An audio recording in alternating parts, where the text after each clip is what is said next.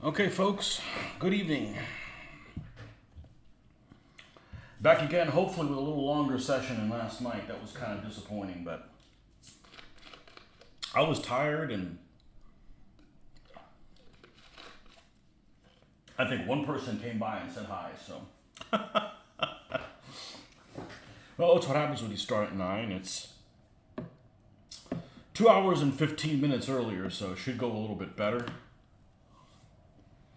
Buenas noches. Yes, indeed. Yes, indeed. Halfway through the week.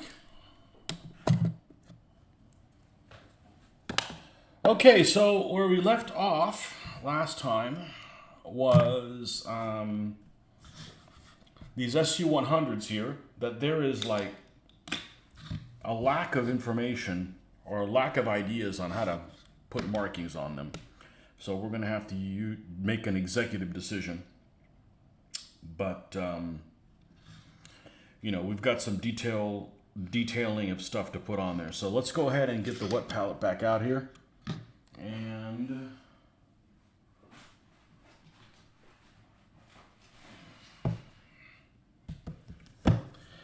maybe nobody was on here last night because everybody was living sinfully on Fat Tuesday.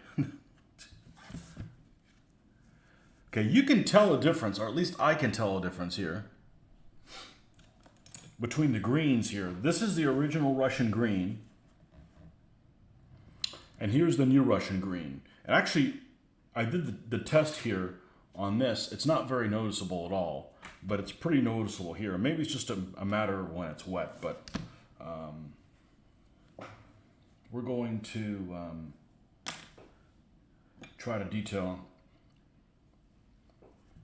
add some highlights in places, and go from there. We're going to need to get our friend, Mr. Flowade,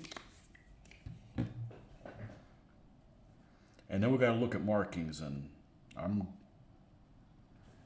I've looked for a couple days now, and I haven't found anything that just jumps out at me. So.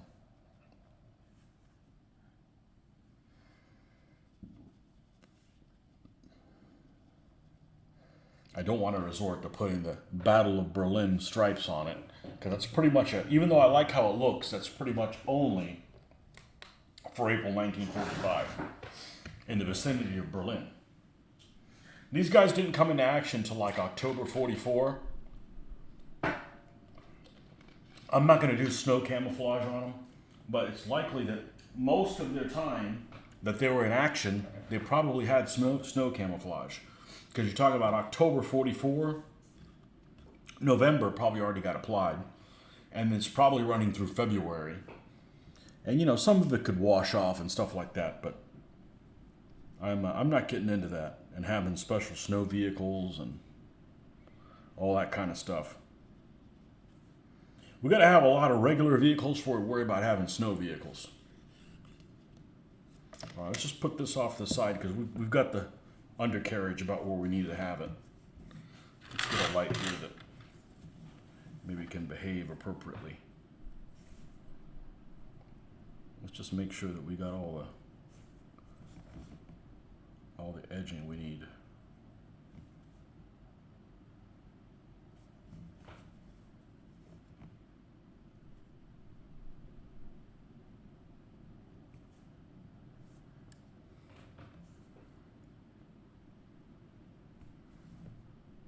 Now, the other thing that I found out about it is these particular ones have this add-on piece.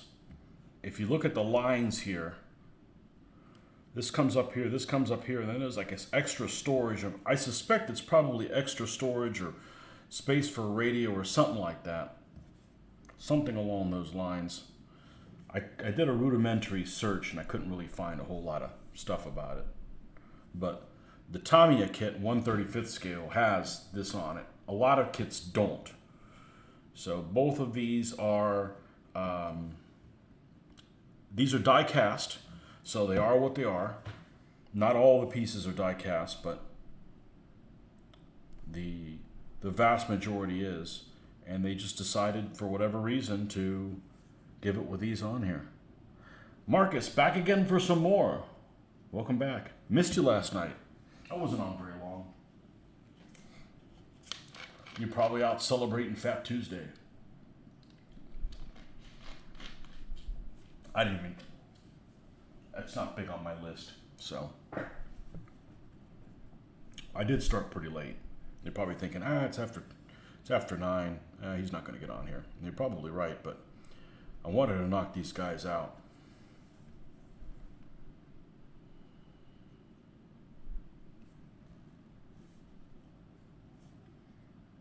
You watched it this morning. Okay, checks in the mail. It was pretty uneventful, as you can imagine. It was just my attempt to get something done. You know, I don't know that I really did, but... Yeah, I can't be counted on in the mornings on a Monday through Friday. There just isn't enough time. I mean, I wake up at 5 as it is, and I have maybe 45 minutes to myself to do whatever the hell I want. And then I got to start doing things I don't like to do, which is, you know, getting ready for work and so forth. So,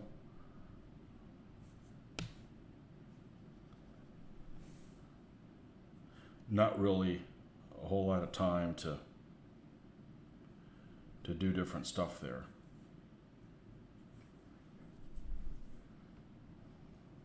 So I did do some surfing the last 3 or 4 days.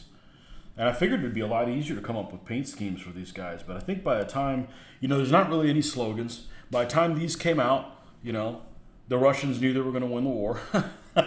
by the time these guys are, you know, by the time these guys showed up at the front's almost all the way through Poland. They've almost, you know, gone all the way through Poland. So there aren't a whole lot of options on it. I'm not going to make Polish liberation vehicles or Czechoslovakian liberation vehicles, you know, where they're like, you know, I'm opposed to that. So,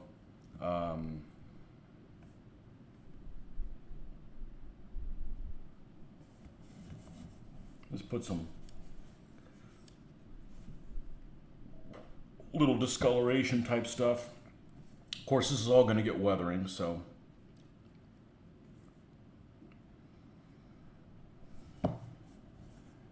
But these came out in October 44, you know, through May 45. So how many is that? That's 5 months. That's 8 months. Okay. November is a snow month. December is a snow month. January is a snow month. February is a snow month. And, you know, call half of March. So most of the time it's probably wearing, you know, some kind of snow camouflage. Did the Russian use many of the anti-tank SUs? They made about 2,000 of these before the war ended. Of the 100s. So yeah, they used, you know, they made as many of these as they did. Let's see, let's put it in perspective. For every King Tiger you see, you're going to see 5 of these. And this isn't that common of a vehicle by Russian standards. This isn't that common of a vehicle. So, now, let's put something else into perspective. For each one of these you see, you have 2.5 Panthers. However, that's since 43 Panthers, you know. So the Panther is not that uncommon of a vehicle from a German standpoint.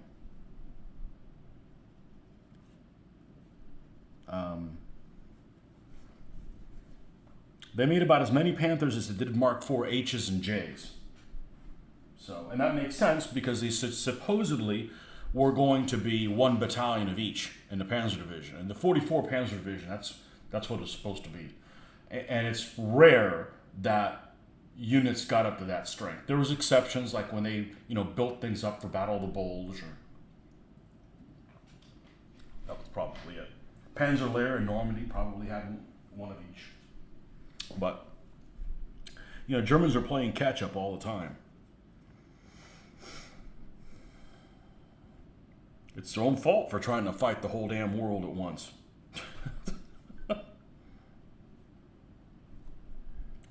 But it's,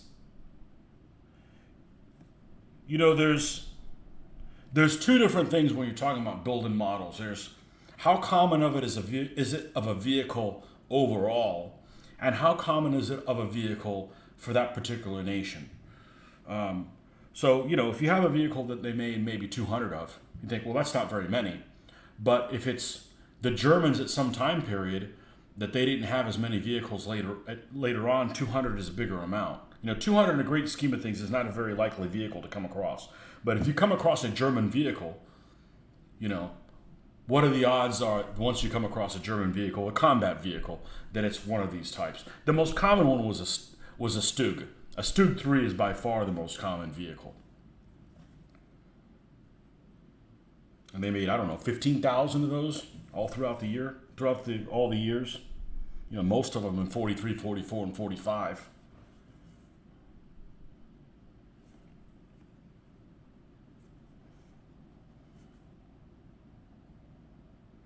One thing I remember reading is, of course, take this as a grain of salt, but this is just kind of like a general idea. The Germans, the year they got the crap bombed out of them the most was 1944, and that was the year they put out the most vehicles.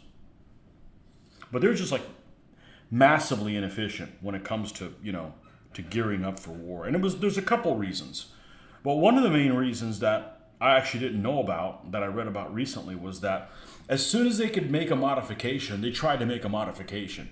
They'd come out and they'd be like, hey, we want this better. The crew would say, hey, can you improve on this or can you do that? They would make it instead of like, well, you're stuck with this Model T-34 even though you don't like it because we can crank out, 3 of them 3 times as more as anything else. So... well, let's lighten this up a little bit, and then we'll move on to the other one.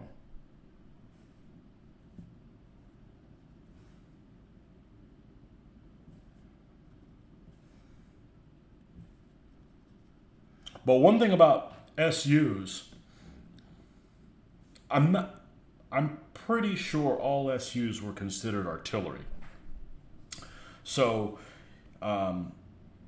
where they would be tank destroyer or Panzerjägers in the German army. In the Russian army, they were considered part of the artillery arm.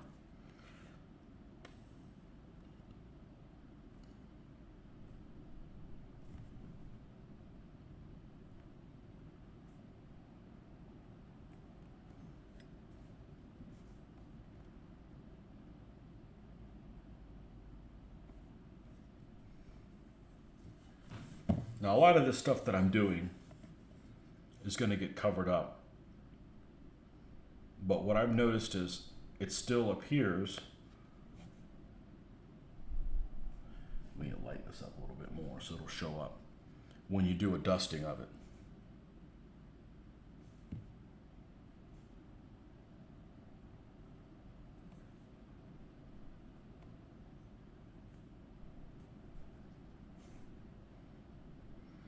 But normally these type later vehicles, they don't have slogans on them. They already know they're won. They don't need to motivate like, we better put this huge advertising on the side to give, morale for our troops. No, by the time these guys come out, they're already raping and pillaging on German soil, nearly on German soil. Most common war games table are the 88s, and you always see 3 or 4 King Tigers, and German players squeal like pigs when they see Russians fielding a few JS2s. Well, they made a lot more JS2s than they made King Tigers. So the JS2 is, that 122 millimeter gun is nothing to laugh about, but it's got some problems. One of the problems are, and I don't have my books in front of me. I'm trying to paint. I've got all the reference material. Because I'm a World War II nut, and I was trying to come up with my own game at the same time. So I wanted, real data. But I'll just give you, this is a Cliff Notes version. The 122 millimeter gun is extremely slow rate of fire. And they did not have a lot of ammunition on those tanks at all. A JS2 is actually a very small tank, which I guess is good. You know, it has a very low silhouette, and it weighs just as much as a Panther. So that tells you how oversized and heavy a Panther is.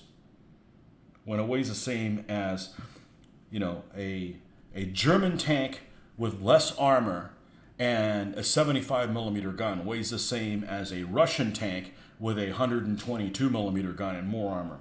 Significantly more armor. JS2 has significantly more armor than a Panther. A Panther actually doesn't have that much armor. I mean, it's got some on the front of the turret, and it's decent in the front. It has about the same amount of armor as this SU-100. It's the slope where you start getting, you know, some added benefit to it. But the sides of a Panther are not very strong, but it's just a huge vehicle, you know, which if you're part of the tank crew, you know, other than like Panzer I's, Panzer II's, German tanks as a whole were good ergonomics for the crew. And that was probably one of the reasons why the German crews were successful. They had good working conditions, so to speak. They had turret baskets on all their vehicles. They had, you know, we're talking Panzer III's, 4s, and onward. You know, they had multiple pistol ports in different places. They had periscopes. You know, they had periscopes that had a stronger strength than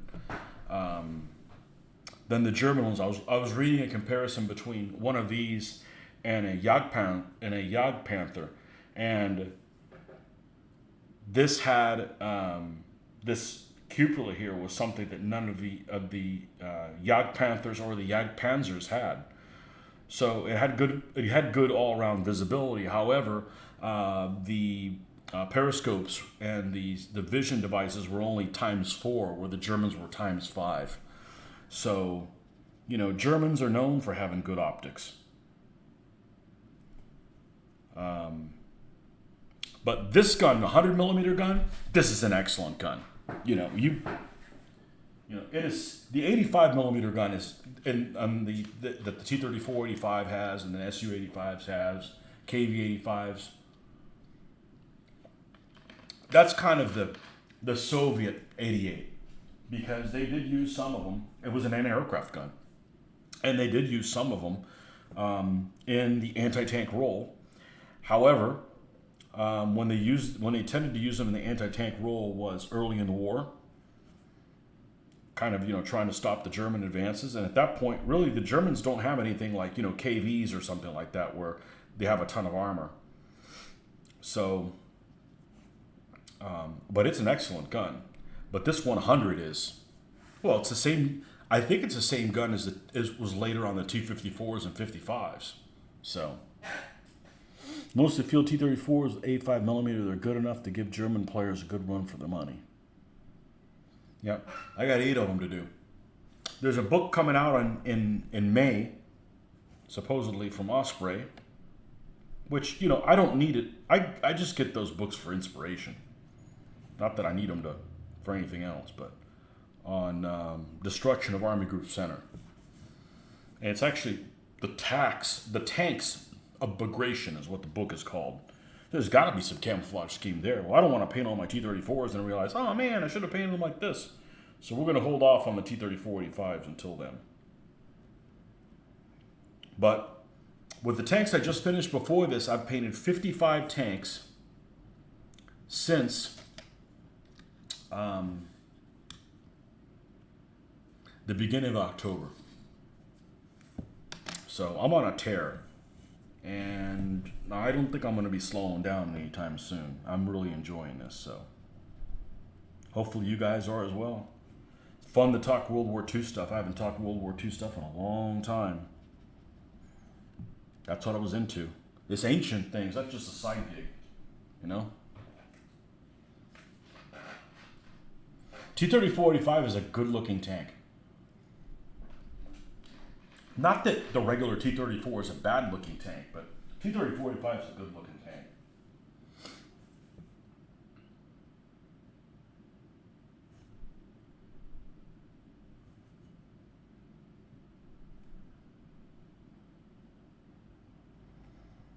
You know, the only reason I have these guys is estate sale.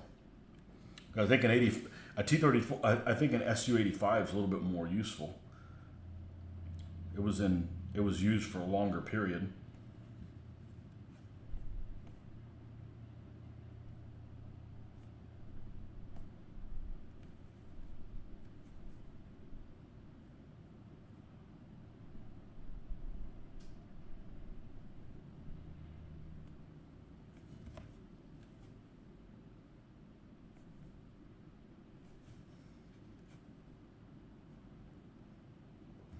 Now, the thing with this stinks compared to the Jagdpanzer, I'll say Jagdpanzer.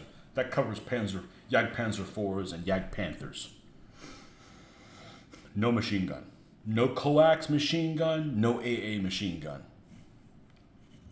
So, if you encounter infantry with this thing, you better have escorting infantry to deal with it. Or, I'm sure they have HE rounds, but not very many.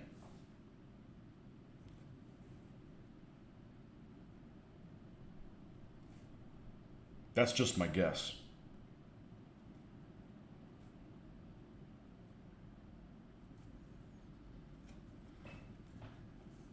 Although it stands to reason 100mm HE is nothing to laugh at.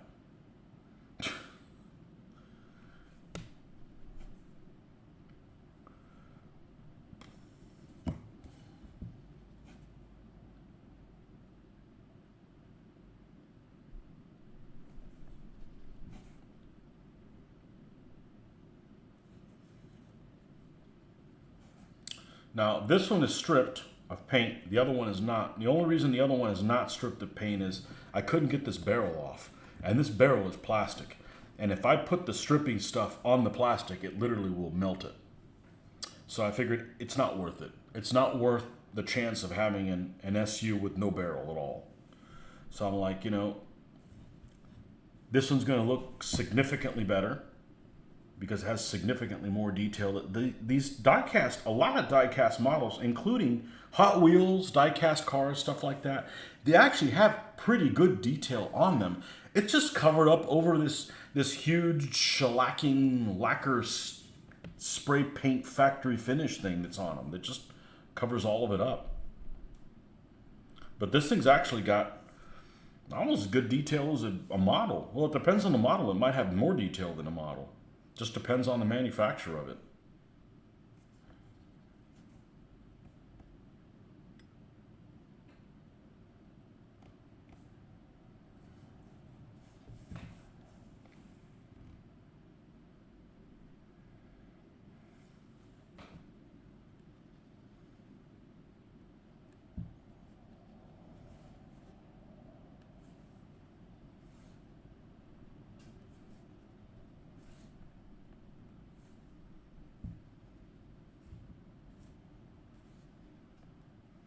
I like most Soviet vehicles. Now, there's exceptions. There's one particular Soviet vehicle I don't like, and it's just a stopgap, is an SU-76. I just don't like how they look at all. Now, I don't have any. I don't have any not because I don't like how they look. I just haven't gotten around to getting any.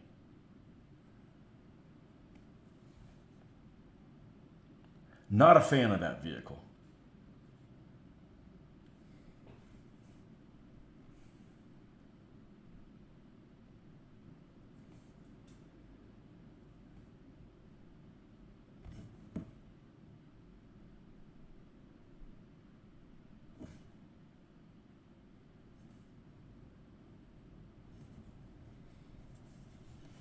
Wolfman, good morning to you. How's tomorrow looking? Because where you're at, it's tomorrow.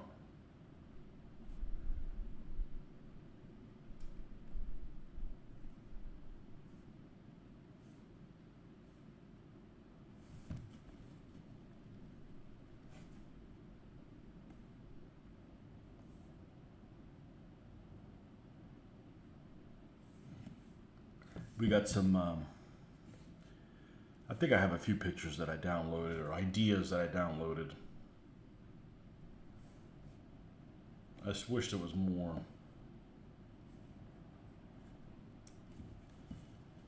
Exciting ways to paint these guys. course, I could do whatever I want, but that's not the point. The point is to make it plausible.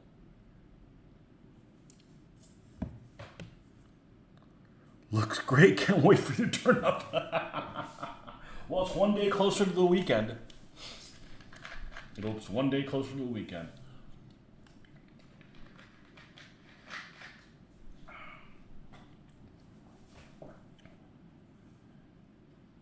These actually have rubber band tracks. They have pretty good detail on them. And remember, these guys these came in a box like this.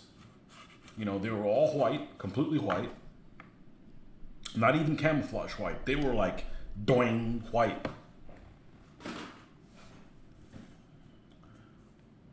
So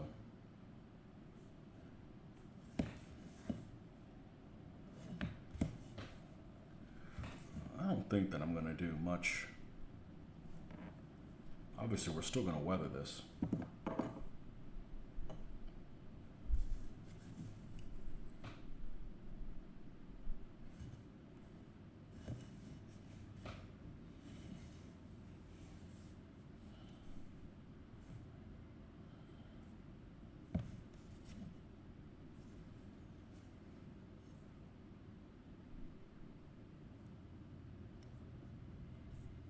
Okay, I think we're going to leave this as is. Let's take a look at some pictures. Or let me take a look at some pictures. Pick one and put it up on the screen there so you can follow along. Of course, it's going to be involving some white for sure. Alberto's back. Que de gente. I think that means, man, there's a lot of people here. I don't know, over the weekend there's like 9 through 11 people on all the time. That's pretty cool. I mean, keeps me from wanting to leave. Of course, we did a long one this weekend. We were on for like freaking 5 hours. You're on there a long time when the wife's like, hey, what are you still doing online? I'm like, I'm having fun, man. I'm getting stuff done. Leave me alone, lady.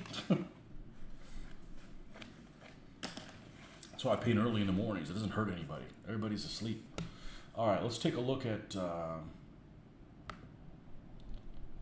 look at my files. We're going to have to use I'm going to have to use the mouse. Yeah, because it's... The little mouse pad likes to think that there's a click when there isn't one.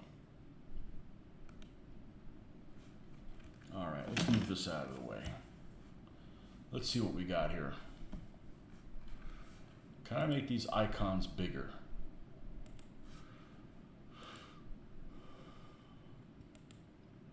View. Nope, it's already extra large icons. Okay.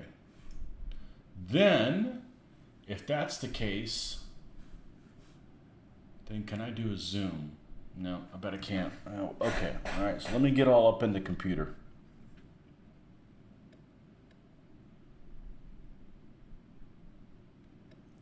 There's a decal set from Colibri for these guys, and it's 0 inspiration. I think I took some of these and put them on my computer. Maybe I didn't.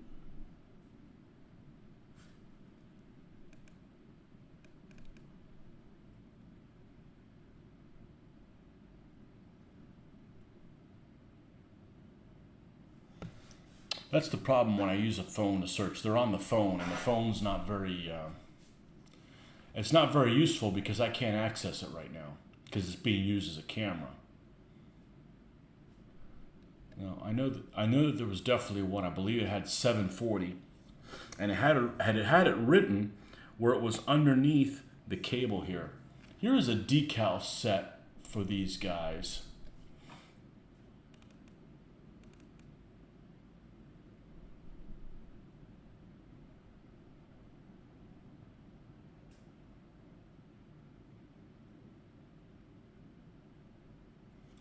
What does this say?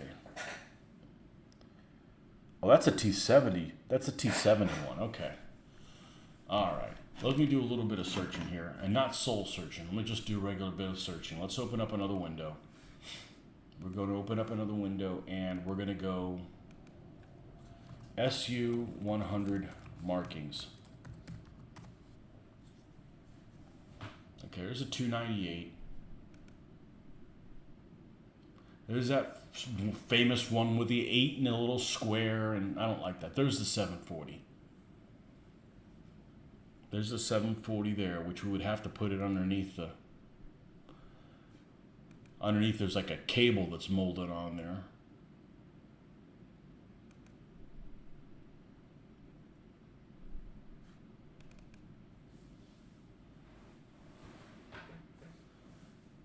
I really like the Berlin stripes, but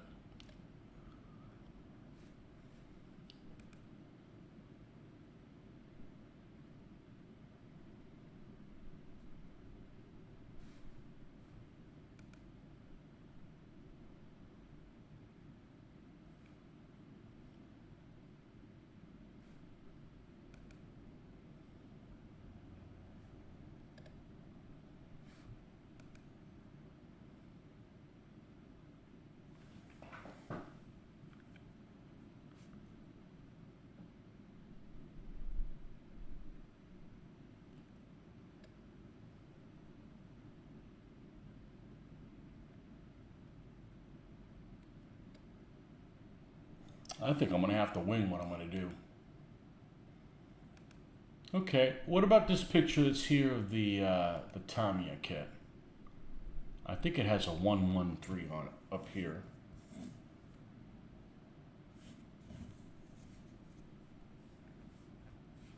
Let me go ahead and save this. We'll put this on the screen. This is a nice little model that somebody did.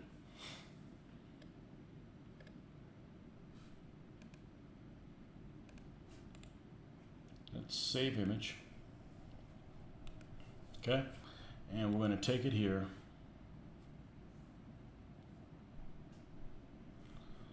Let's go ahead and do an image. Let's see what image we have here. Okay, it's one from the T34. Okay, from the T28. We will go ahead and replace that one. Let's change the properties and add the properties of this one we just downloaded. It's a nice model that somebody did.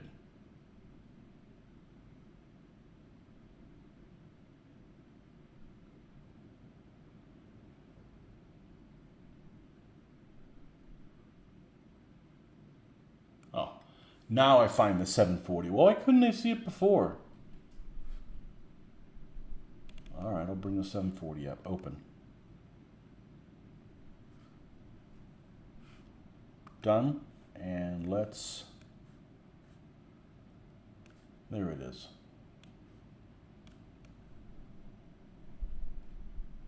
So I have to paint it. This is literally the same model as this. This is a Fabry, F-A-B-B-R-I, but the one there, I actually found it on eBay and is a company called D'Agostini, and I bet it's the same main company that makes them both. It's literally the exact same model. It has the same mold thing on there. So we're going to do the number on one of them through there. And where is it on the other side? I think it's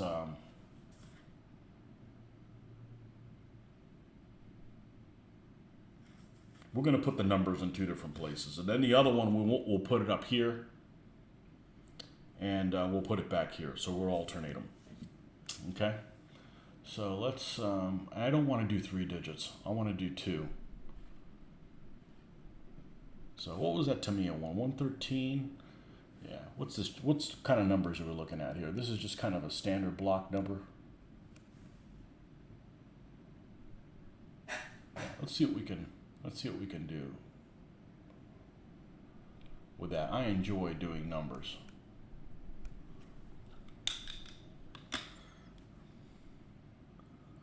You always get frustrated when numbering tanks. Well, just got to think about it. There's an artist out there. There's a guy who does 1/35th scale models. That is amazing. He makes vehicles look better than the real vehicle. No lie. He's a wizard. And he did a video that I saw recently where he took an old model that he did many years ago, which doesn't look bad, but he decided to refresh it and repaint it. And of course, he made it look a lot better. But he numbered it wrong. I believe it's a Panzer II tank. It's number 283. There's no way that there would be 8 platoons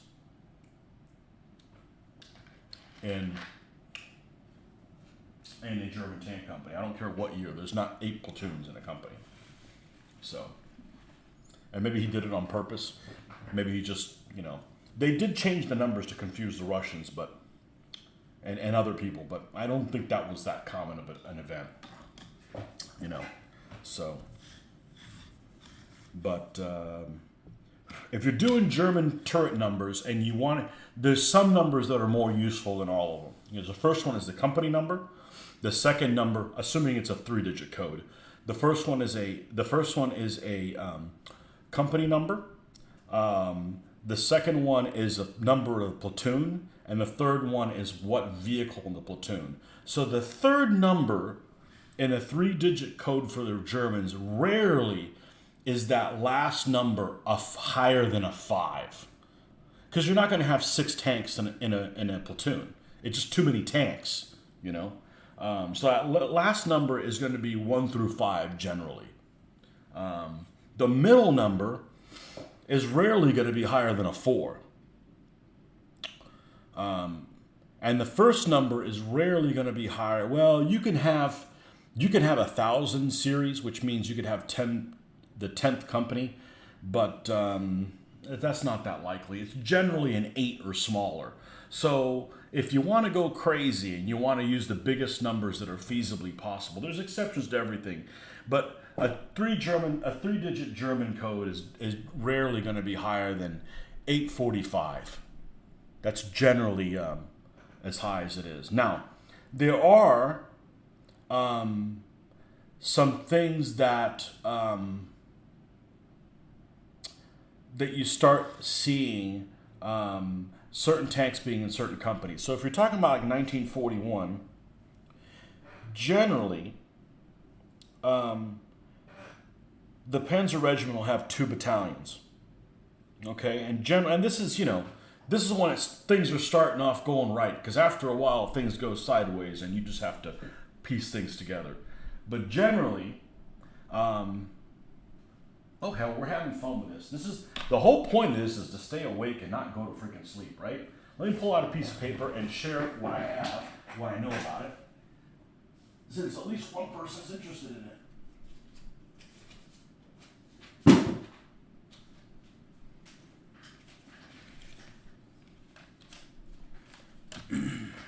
I should do a video on it. Well, the problem with doing stuff like that is I do try to do something helpful, and there's people that have a problem with it. You did this wrong. You did that. Oh, go screw yourself. I'm not perfect. I want to get things right, but unfortunately, I'm human. And I screw things up. I'm sure somebody's done a tank numbering on it. Let's see. I'm going to do something really weird. Not really weird. I'm going to do something unusual and see if I can get away with this. And here's what I'm going to do. I'm going to rotate this twice. Okay? And then we're going to zoom in. And then you can see what I'm writing right side up. I think that should work fine. Okay. So we're looking at now this is not the word of God or the word of the Fuhrer, I should say. It seems like what I have noticed so far. So normally you've got let's talk 1941/42, okay? Oh, and it's backwards. Well, why did it flip backwards? It wasn't backwards before. Jeez. I hate technology when it doesn't work properly. All right. Okay. 41-42. Let's zoom out a little bit more so you can see more of the paper. So you got a German Panzer Division.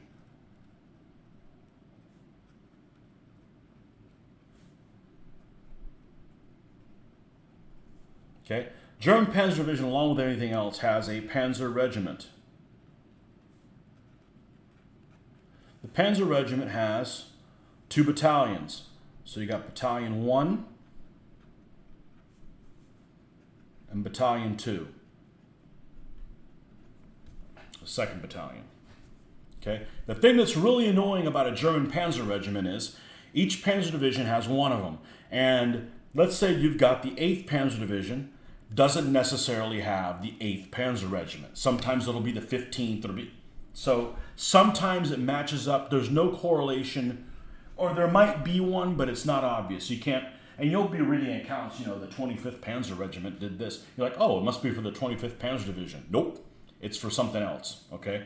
So the number that the Panzer Regiment does not necessarily coincide with the number of the Panzer Division. But you got 2 battalions. And generally, you would have 1, 2, 3, 4 companies. And then you would have 4 companies over here. This is normally labeled 1, 2, 3, and 4. Then you would have 5, 6, 7, and 8. The 4th and the 8th are normally what they consider the heavy companies, which are really, or the medium companies. These are the ones that are going to have the Panzer IVs in them. Panzer IVs are going to be in this. So if you're looking for stuff like in North Africa, you'll see that Panzer IVs are usually numbered with numbers that start with a 4 or ones that start with the number 8. Then there's a time period when they just ditch the numbers altogether and just give them a 4. So all the tanks in this company are going to have that, are going to start with a 4, or just going to have a 4 on it. Your favorite 21st? 21st is not my favorite. They have a D for a symbol. That's lame. Had the 22nd Panzer Regiment. Yeah, see, it doesn't make any sense. There's probably a few that match exactly. But most of the time they're different. Okay? So, here you would have, all these would be 300 series numbers. And then there was some Panzer divisions, for instance, the 11th, the guy's the Ghost Panzer Division that has a little skeleton dude. I know for a fact that one had 2 series numbers. So it didn't have 3, it only had 2 numbers on it. So that's a general rule, okay? Now, there's some times when some of these Panzer regiments will have like 10 companies, and I'm not sure whether the 5th goes here, and then this one goes to, whether this one goes 1 through 5, and then up here you got 6 through 10. But you would have, if you have stuff in the 10th company, you would have a number that would, would look like this. Oh, well, it's got to be on the screen. Yeah, 10, 12, so. But anyhow, that's what I know. Now, the other thing I've kind of discerned, it seems like within a Panzer division, one battalion would have numbers that were of one type and one of them of another. So let me explain. The 1st battalion may have these numbers and they are in white, solid numbers, and then this one might be silhouette white ones. Or this might be silhouette white, and then these are red with a white silhouette. I'm starting to see some of those patterns, but I don't know that any of that stuff is set in stone. Anyhow, so that's what I know. That's all I know. Oh, that's okay. Maybe that's why it's got to be upside down. All right, let's get off the drugs here. Flip. All right, and then we need to flip like this. Okay, and then we need to zoom out. So I don't know if that was helpful to anybody, but this is the kind of stuff that I've, I am not a historian by any means, but I am an ex-winning 35th scale modeler, and I am interested in learning stuff. And I try to do things correctly if I have the information to do it, What did you say here? What you talking about? The 7th Panzer Division had the 25th Panzer Regiment, which had 3 battalions, which is quite odd. Interesting. Yeah. Anyhow.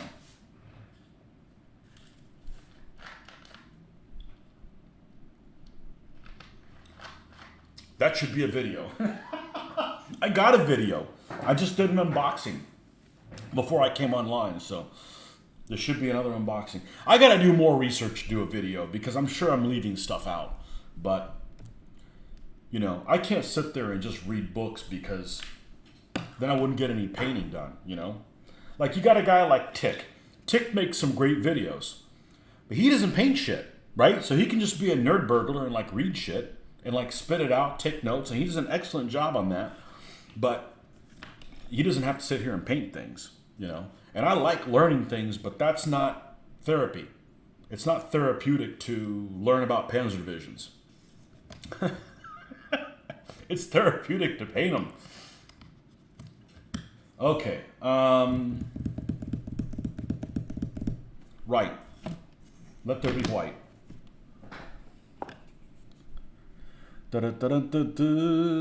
Tony, I bring good news. After a lengthy time applying to jobs, I finally got an interview for next week. Excellent. Tomorrow you're going to play some games of triumph. Who are you playing with? Somebody who's played many times before, or they just picked up the rules and say, hey, let's give this a whirl?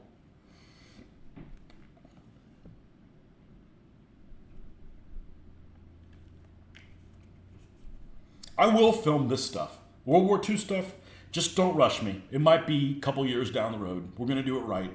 Like I said, I hate the term mission statement. That's it. I'm not going to use it again. But my would be to play a World War II game, to play World War II games that look as good as that stuff you see on magazines.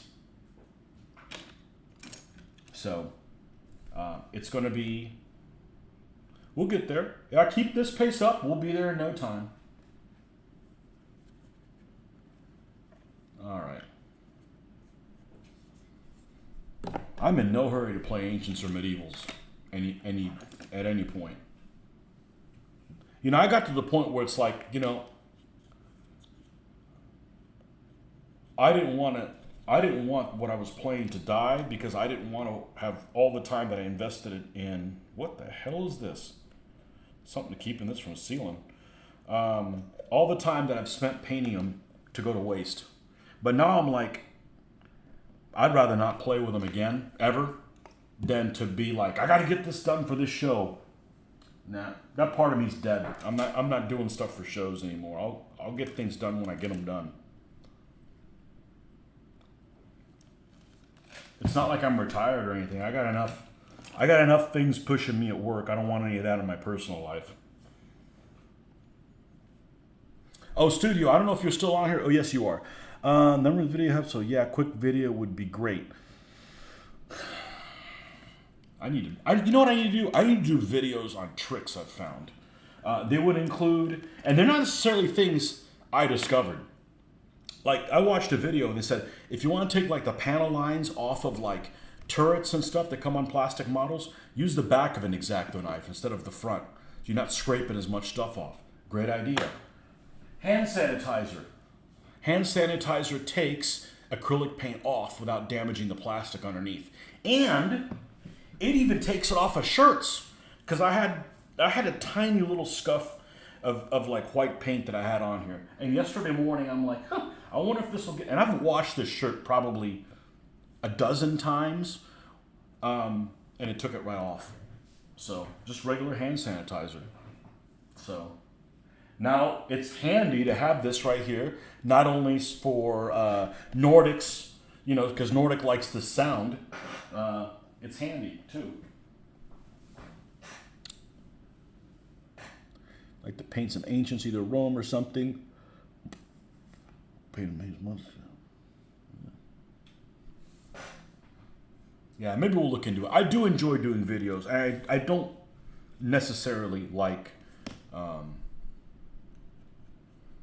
that's why I have on all my videos, I have all my comments have to be monitored. Not because I don't think you guys have a voice, but there's some people that want to just cause trouble. And I just have no tolerance for it because I don't do that on other people's sites. If, you know, I don't like something I see, I just go somewhere else. I'm not like, well, you need to do this or you need to do the other thing. I'm like, well, you need to do something other than discouraging people from the hobby, dude. You know? Lies and slander. Okay. So I don't want to do 740 on this. I want to do a two-digit code. Now, I'm actually going to change tack here a little bit. There is a tank that I found on here. I bet I don't have it now. Yeah, this is the one we want to do. We want to do 113. Okay. What the hell's that 3 look like? Yeah, that's fun. Okay. Because it's got a little bit more artistic flair to it.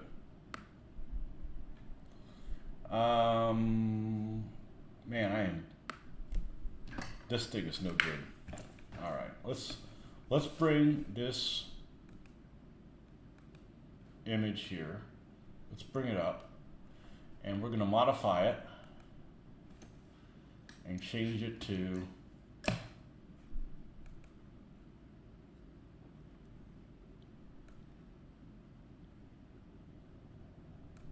this guy right here.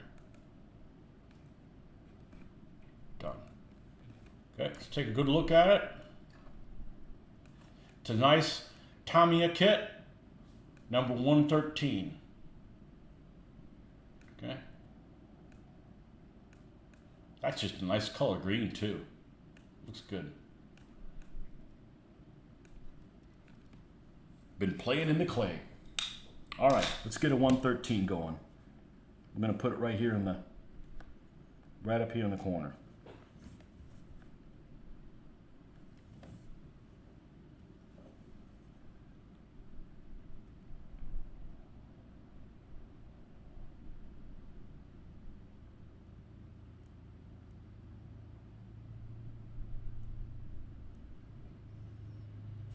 That's a funny looking 3, isn't it? Oh, okay. I took my 1 spin on this.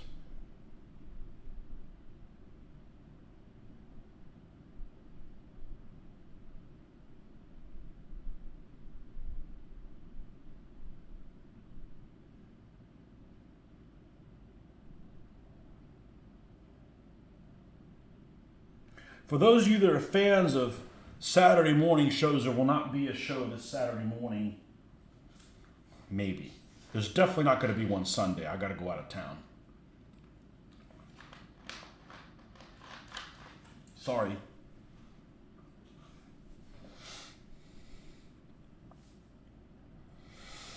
I have Planea Agostini. I don't know what that means. You have no interest in the Bronze Age biblicals, correct? No, there's not enough. There's not enough info known about them. I don't want to invent all that stuff on there. And I'm really happy with how my Amorites turned out.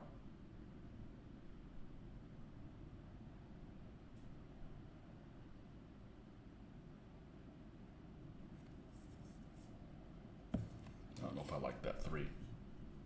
I'm not putting something behind the cables. That's too much work. We're just going to do it down here.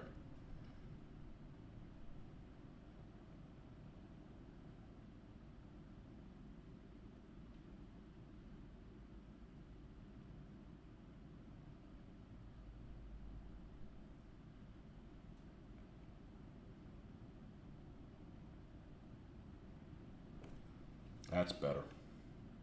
Yeah, it's not that bad. They're going to be hand painted on here. That's why I do gray, because then you can clean it up a little bit. Doing the other colors. Shall I alert the authorities of your departure? I am the authorities.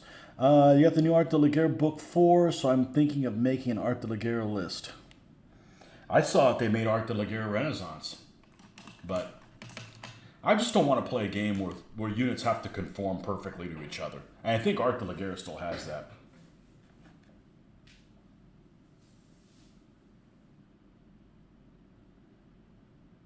You did the book review recently. I'll have to check that out.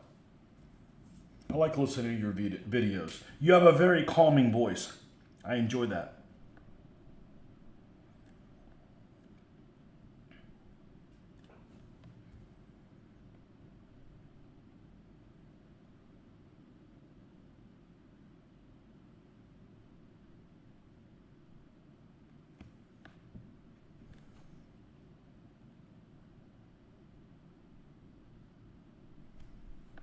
I'm not doing anything that's not this for a long time, I don't think.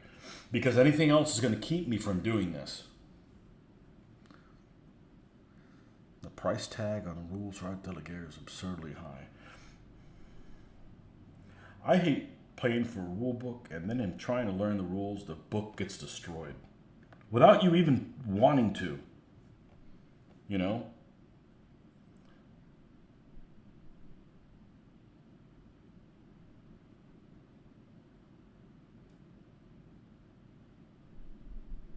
But I'm done playing tournament games. I'm not going to play another tournament game.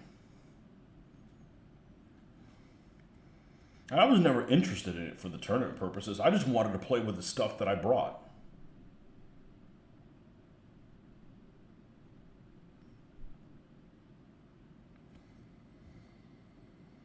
And we have one of the people in our group supposedly has come back, and now word on the street is somebody told me I got to watch them like a hawk because they're trying to get away with shit. I just don't have time for that. I work too much.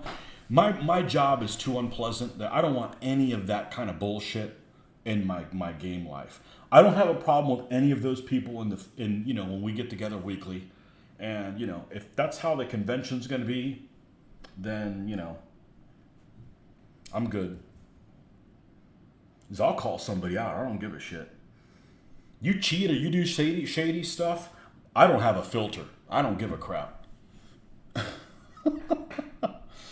That scale doesn't look like 1/72nd. It does look bigger, but it isn't. It's the voice of tomorrow. You have the voice of tomorrow. That's right.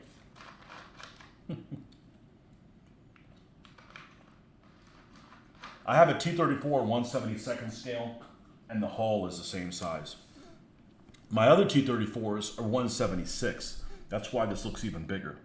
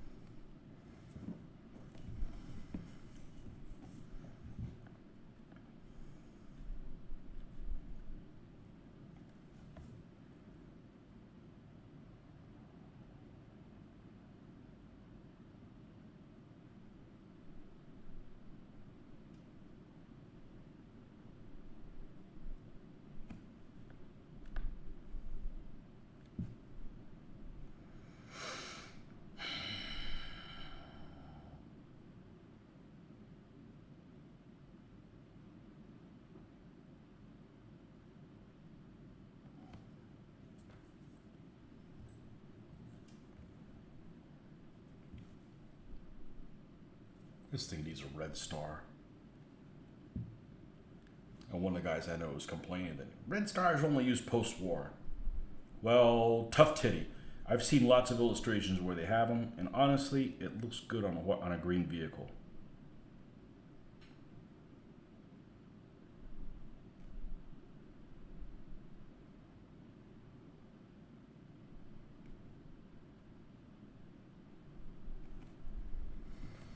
All right, we're just going to put a simple 113 on this one.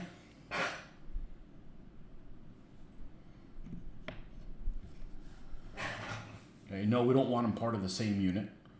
Want something different. There's a 26 floating around there that has a really interesting script on it. All right, Big Bang Theory is on and Penny keeps bending over. She doesn't do anything for me.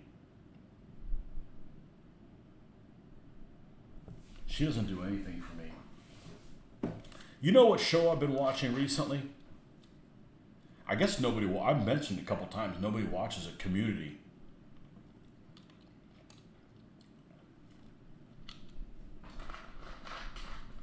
That's a funny show. Anybody watch Community? It took me 2 episodes to get into it. First one, I'm like, this isn't that funny. And there's some episodes that are like, you better put on a diaper because you're going to pee yourself funny. You like Bernadette Moore. I agree. She's better looking. And she looks better with glasses. But I can't say that I watch that show. I don't watch, I call it the Nerd Burglar show.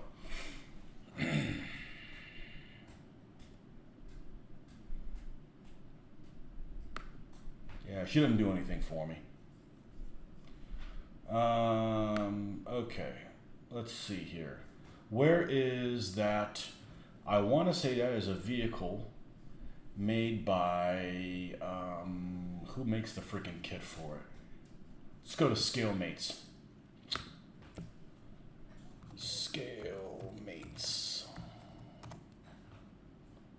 Scalemates, and I believe it's this Vesda kit.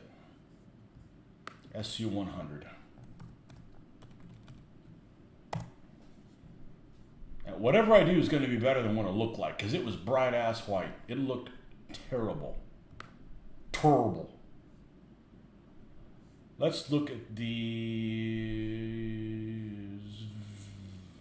Maybe it's the Revell one. What do you guys call it? Revell or Revel? I've always called it Revell. Is it 2 L's? Yeah. It's got to be Revell. It's 2 L's. Okay, this is the one that has the one tank core thing that has almost like a target. Literally, it's a target painted on it. Yeah, I'm not hand painting a bunch of circles like that.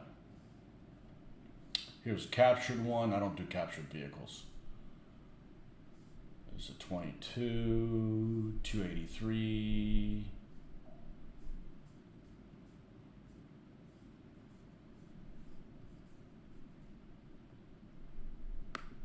No, it was not that one. Let's look at this Vesda one.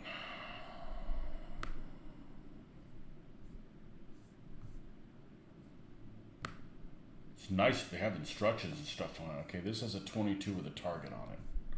What's the other one? One of these has a 26 on it. Big old 26 in an interesting style. I just want to copy the style. I don't want both of the numbers being the same style. These guys just kind of wing stuff. But there is not a whole lot of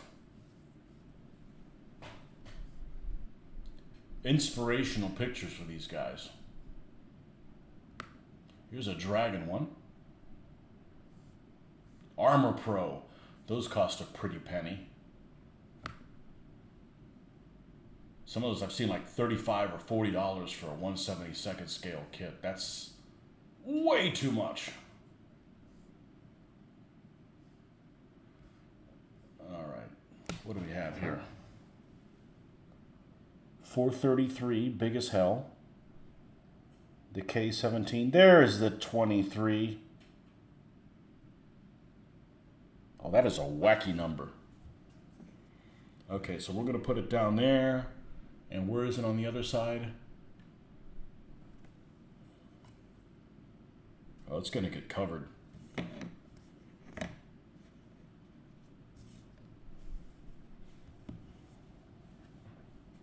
All right, let's save this. See if I can get away with this. Save as. Oh, it's a PDF? No, I want to save it as a... Can I save it as a JPEG? No. Well, all right. Well, I'm not going to be able to show it to you guys then. We're just going to have to wing this thing. All right, let me come up for air, see if anybody commented anything new. Just come, King and I were Tony called this. What Tony called the show? Yeah. Yeah. Recently saw a new quad on the Western Front. It was intense. Yeah.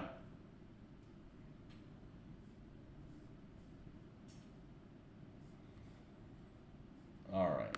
Let's get rid of this thing altogether. All right, we're going to do a 23 or something like the 23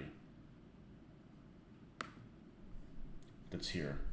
Let me zoom this in. I'm sorry you guys can't see it, but it's a PDF. And I'm not smart enough to put a PDF on screen. I don't know how to do it. I'm a painter, not a, I don't know, fill in the blank, whatever you want to call it. All right.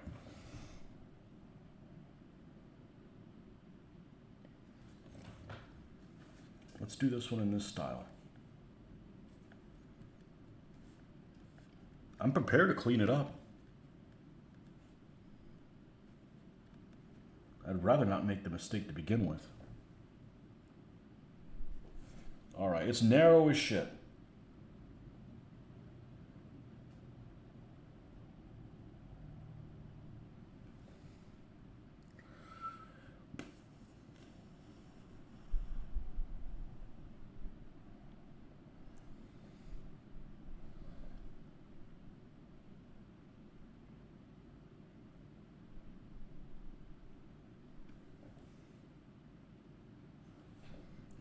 3 is of like this style.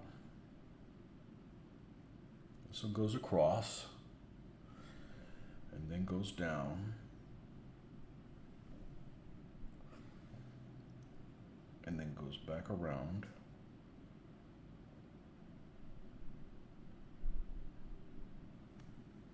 and goes up like this.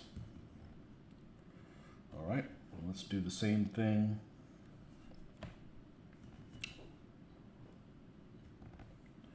Let's put it down here on the hole. I could just put it down here on this spot, but see, we put a red star on this one somewhere to make it stand out.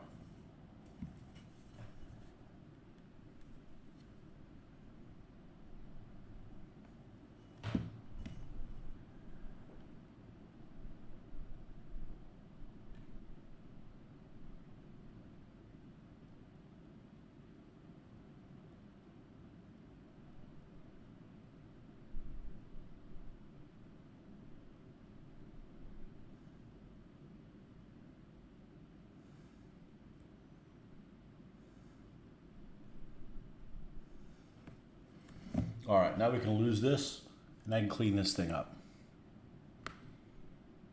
Okay.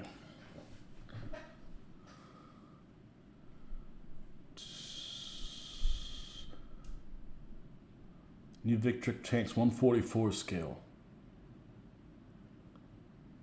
That's a weird size, because what, 15? So it's like closer to like 10 mil.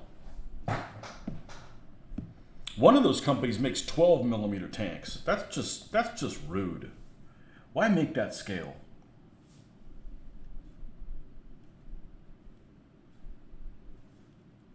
Who do you think you are, a warlord?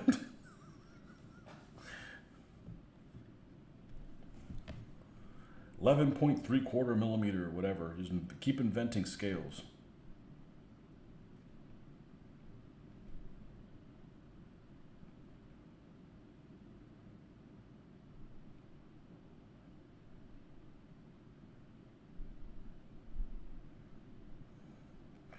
It's just a good way to put all your eggs in one basket, and then the company goes out of business.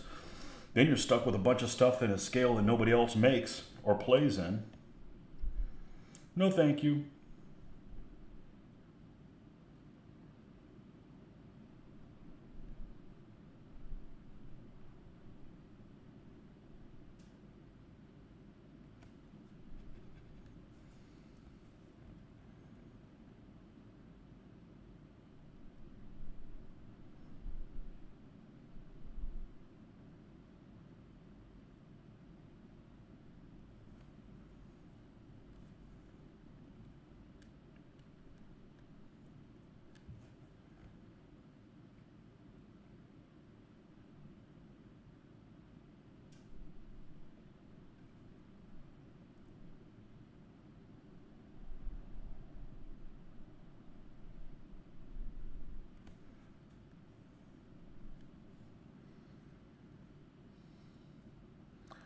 How did that Ironclads game go on Monday?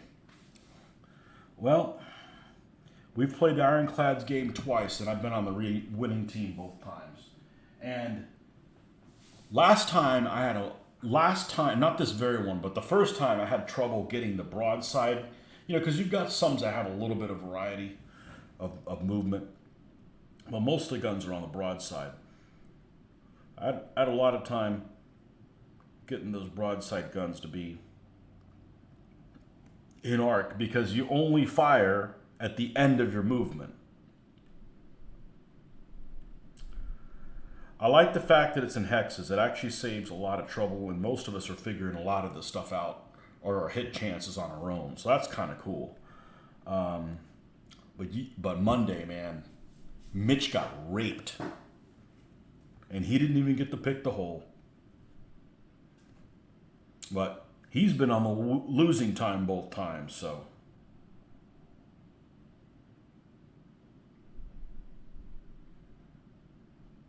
It's fun. It's fun enough that I made like a listing of who makes what model and the scale that I would think about doing it in. But that was a fun exercise. Yeah, Mitch got raped. Weenie roasted.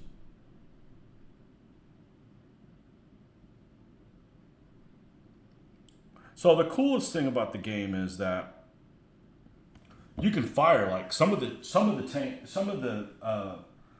ships can fire like 30 something hexes away. So you're shooting like half the board. It's not like, and you're moving. You can move like maybe about this much physically every turn, depending on what speed you're going. So it's not like you're stuck doing these tiny little movements, and you move places on the physical board. So.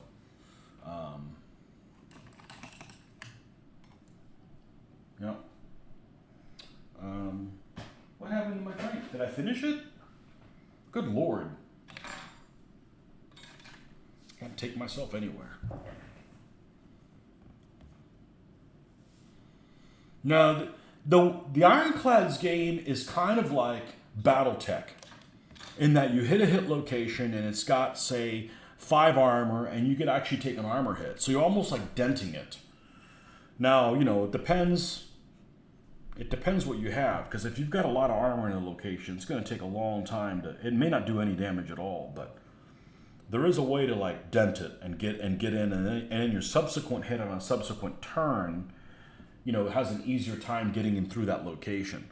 So there is no video of that Ironclad game. Sorry.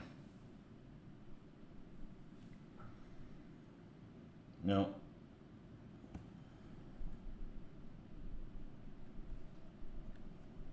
Maybe next time we'll do a video, but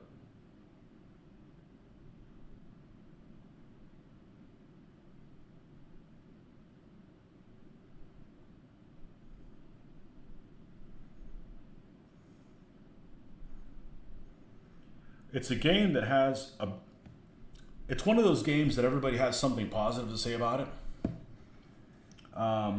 The original core game is an American Civil War game.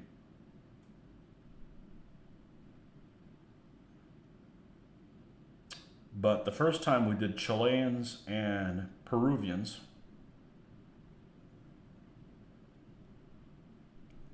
And this time we did Austrians and Danes. All right, let me step away from this thing, see what it looks like.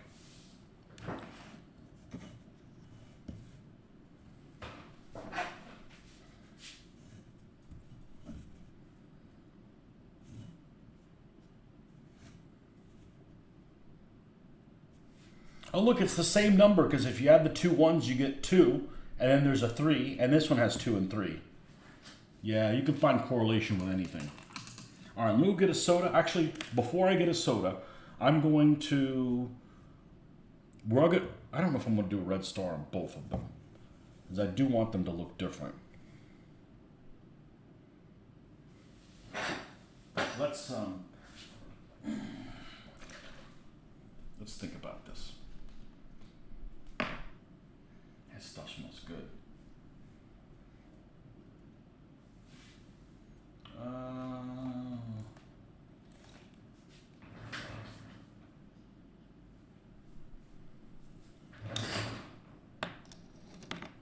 Don't need to put this on very thick. All right, we're going to do 1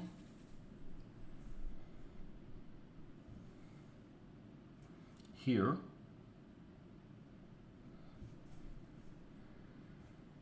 And we'll do the other one here.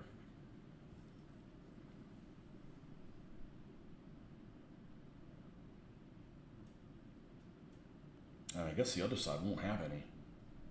There just isn't enough real estate. I don't think I have a star small enough to go here. But let me go ahead and add some gloss on there just in case. I'll put it here in case I change my mind. It's good to have, and here too. All this is going to get, since that one's low.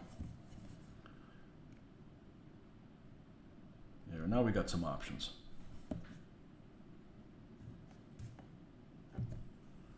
This is really the only place it could be. Okay. I gotta switch some clothes out. And I'll be right back in about, I don't know, 10 minutes or so.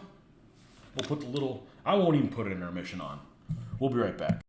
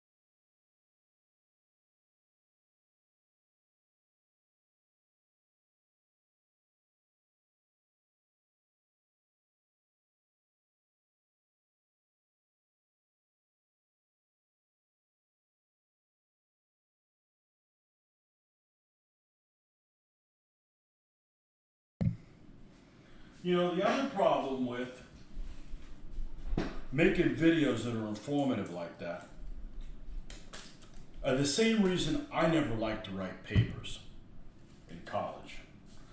Because writing papers, like, those teachers get a freaking hard on about quoting sources.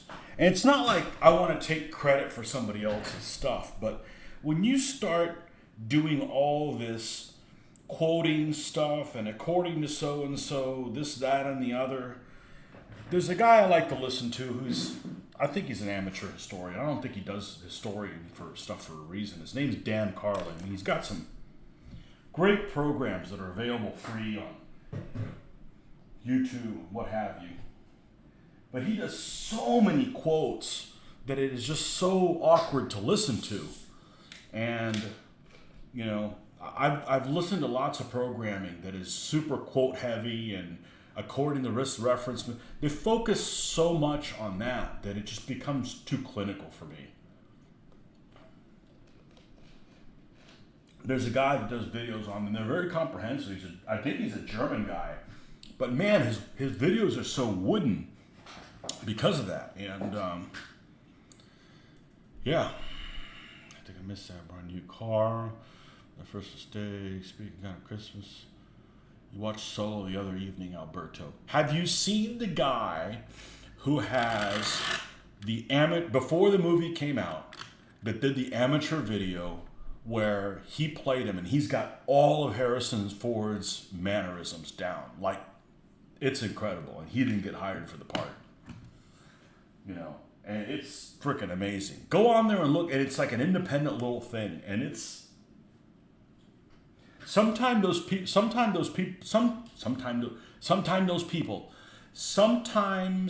the people that do things for free do a better job than the ones that get paid for it.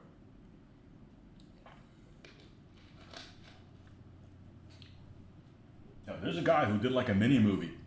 He's got all of Harrison Ford / Han Solo's mannerisms down. He does an incredible job. Okay, so the numbers are down. What else we got to do? We got tracks to do. Let's put some tracks on here.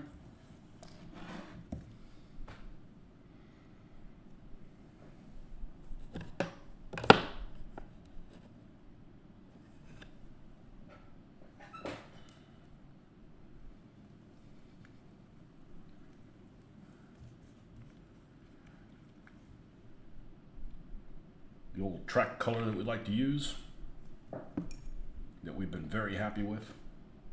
Whoops. That wasn't supposed to happen.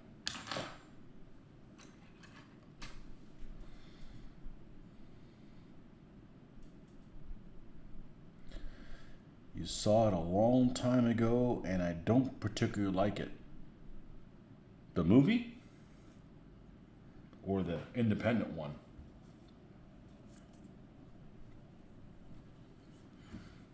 You guys remember the first, not the first one, because there have been many different renditions of it, more than I actually knew about. The one that I'm going to call it the original one, because it's the one that got it seemed to be the most popular one. Movies of the Punisher. The one that was played by Thomas Jane. I like that movie. The one where Travolta's the bad guy. It's the first rated R movie my daughter saw. Really, the only thing bad in there is, they did horrible things to somebody who deserved it. What's wrong with that? But anyhow, I think he did well in that role. And he made a independent movie on his own, mini movie. It's like 15, 20 minutes long or something like that, called Dirty Laundry. And it's actually not bad for just some independent little film. And it basically just takes place, his character, after the events of the first movie, basically is at a coin wash, and some shit goes down and he gets involved, and, well, just watch it. It's worth your 10 minutes.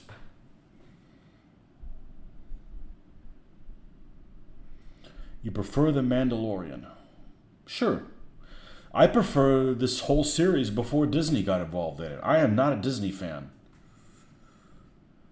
Mandalorian is a really good show. That movie, I think Tony liked it despite not liking comics.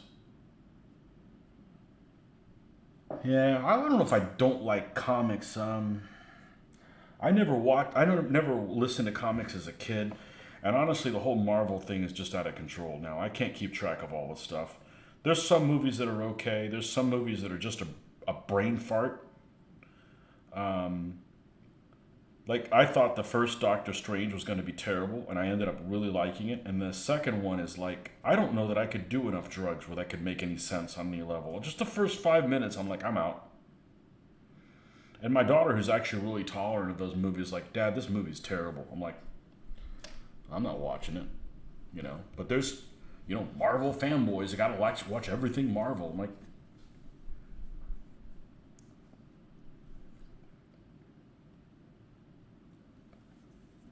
I mainly watched the superhero movies because my daughter was into it when she was little, but I think she's outgrown them now.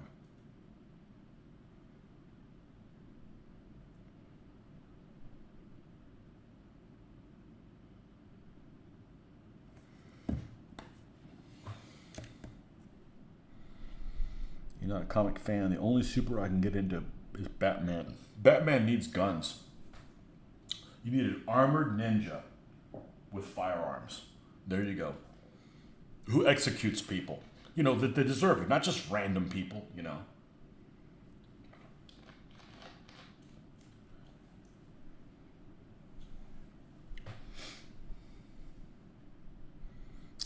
Mom, I'm here to negotiate. You're basically a big fart in space. Space fart. We played a couple years ago, 3-4 years ago. We got into playing HeroClix, and we weren't playing it from a collector's standpoint. We were just like, okay, we're gonna have this team, and it's a game that could be improved if you could randomize whose turn it is. But the way the rules are written, they're not very good. You know, again, they're like, hey, let's make this stuff for people to buy. Oh, we need rules for it. Just throw something together. You know, I think that if you have some randomized thing, the game's actually okay. It's fun. It's fun to see what kind of stuff can happen. But you know, we were kind of playing themed kind of stuff, and you know, it was okay. There just isn't time for everything. I mean, if you're playing that, you're not playing something else. So, all right, let's get some black out here and do the cables.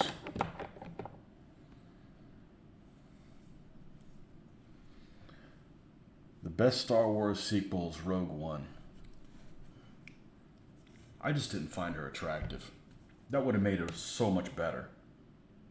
And I didn't like that whole, you know, when she meets the team, you got a blind guy who's Chinese, and you got a Hispanic guy, and you got a black guy, and you got one robot, and it was like too much. Like, all right, we got to make sure we got somebody that of every denomination. It was a little too forced. That, and I didn't care about her. I didn't care about her character. I didn't care that something would happen to her. I tried watching whatever the one with the whatever his name is. What's it called? Andor? And we've seen 2 episodes. It just hadn't gone back to it. You know, there's other stuff to watch.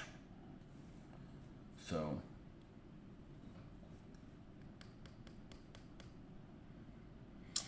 there's a miniatures game called Marvel Crisis Protocol that looks fun. I'm just not into comics enough to enjoy it, plus it's expensive. Well, like some nerd burglar we know once said, you can't be into everything. That's true. Rogue One is indeed really good. I watched that last week.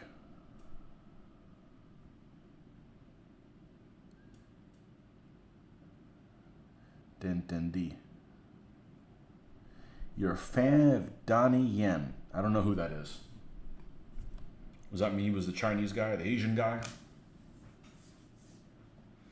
And I'm all for having characters of different ethnicities in it, but like have 2 of the same one, you know, like have 2 black guys or 3 or 9 or whatever, you know, not like, well, we just have 1 of each so we don't offend anybody. Like, come on, man. I found it disturbing. It was a little too like, really?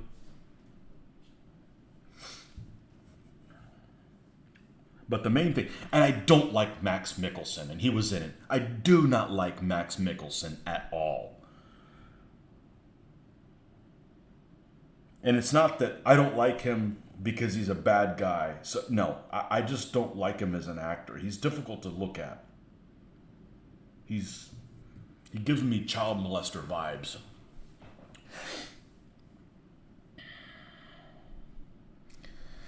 He was the blind, force-sensitive guy in Rogue One.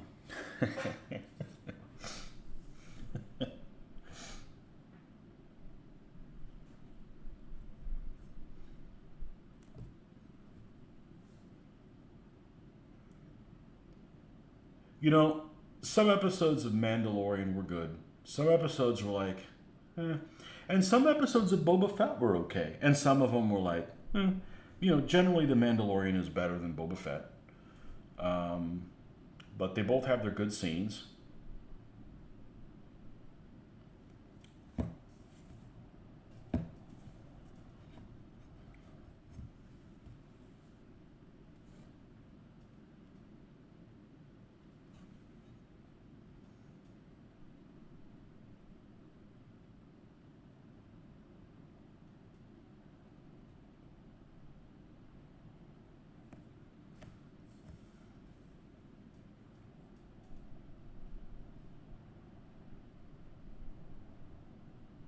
Then you have to ask yourself, are the Star Wars movies worth a damn had we not grown up with them as kids?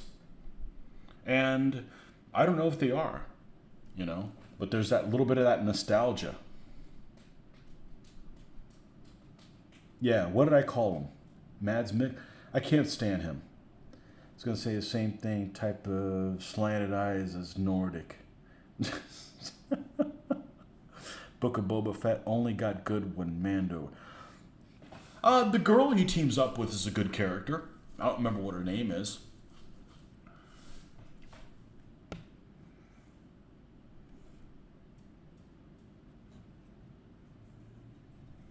That's the one that had Ahsoka in it. I thought adding Ahsoka in there was good too.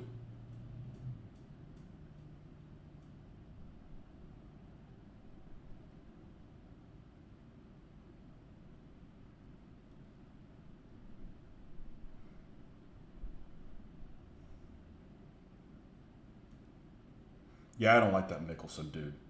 But that's just, there's some people that are going to like some characters and some are going to like somebody else. Like I don't like that.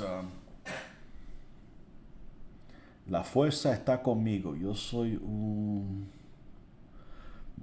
your baby Yoda.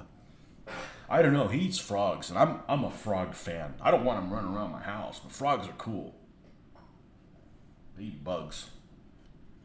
Baby Yoda eating a cute little frog, little bastard. 50-year-old bastard. No, he's like 50 years old or something like that. I like that one scene where I think it was like the second or the third episode of The Mandalorian, and the Jawa shows up and he just takes his rifle and just blasts one. He just vaporizes one of them. Like, I like this. And of course, guns are part of my religion. Weapons are part of my religion.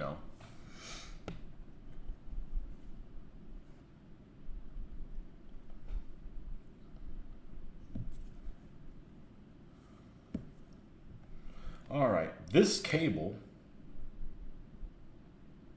looks like it goes over that metal piece, but I'm not going to draw it like it does, because then there's nothing to hold it in place. So we're just going to paint it like so.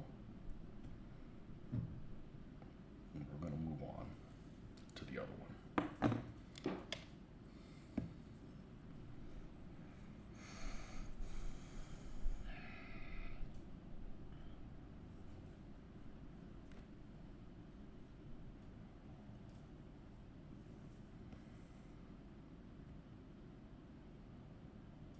You guys see the trailer, the new Indiana Jones coming out? At least it's got Nazis in it. That's a plus. They make a really good antagonist. It's got to be better than the last movie that some people don't even acknowledge existed. It's just a bad dream. What is your favorite gun? Just in general? Pennsylvania long rifle. That sounds like some muzzle-loaded thing. I don't like any muzzle-loaded weapons.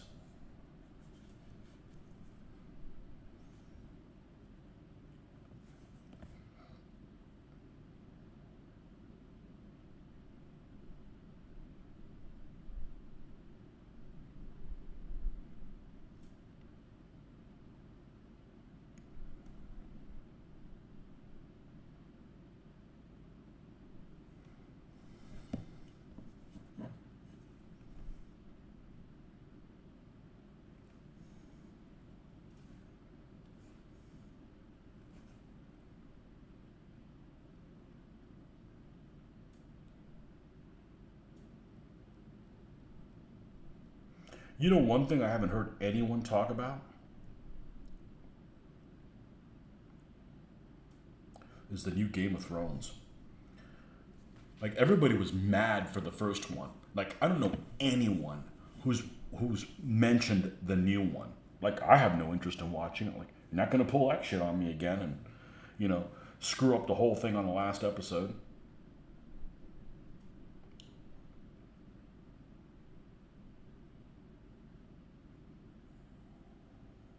Of course, that's the only reason I watched it, because it was, give me something to talk about with everybody else that's watching it.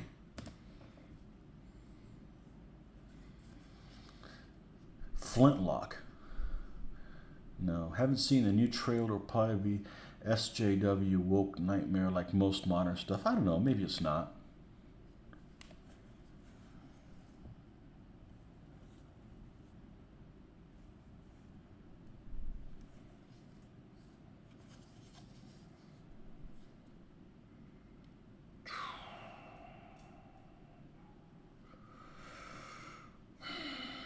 I gotta figure out how I'm gonna paint this because the roll tank has a little bit of a rim on it.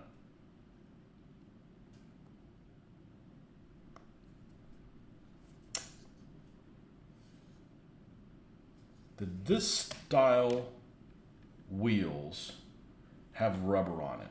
Well, it should have by this time. Let me take a look at, it's probably the easiest way is just take a look here. Because the problem is if it has a little bit of rim of metal and then rubber, it's not mold, they didn't create it in the right way for it to look like that. I'm not worried about being accurate. I'm just looking at it from the standpoint of what's going to look better on here. So the real vehicle,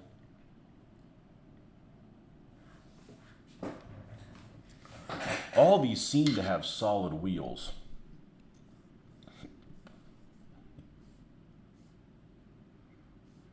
And this one does not.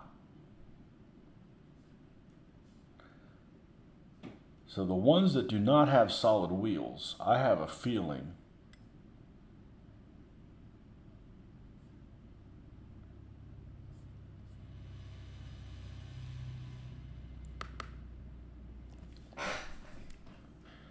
I'm not even going to paint the rubber on them.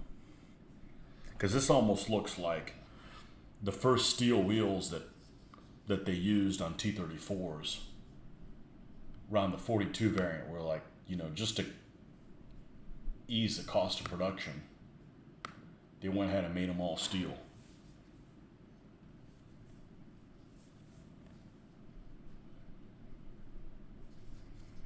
Okay, we're not going to paint that. All right, so let's look at some stars. Certainly got dry by now. Wish I could put that water in so I wouldn't bump it every time I wash something in it, but it's invariably going to be on the right-hand side of me. It'll end up falling on the ground, knocking it down. All right, let's get rid of these colors we don't need anymore. Not at the moment. These greens. And we need to put a little bit of water in here, and I'll be right back.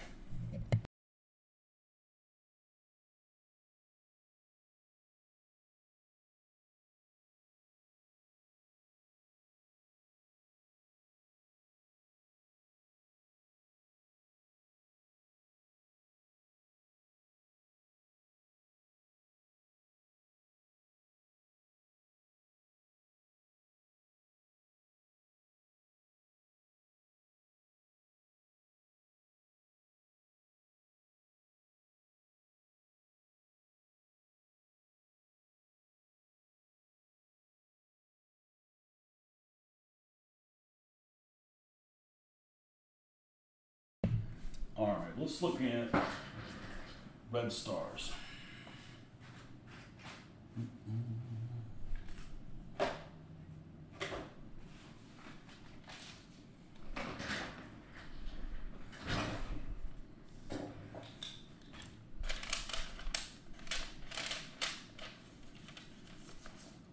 Okay, the ones with a little sickle inside are post-war, and they're like for parades and shit like that. So I'm not interested in vehicles that are in parades.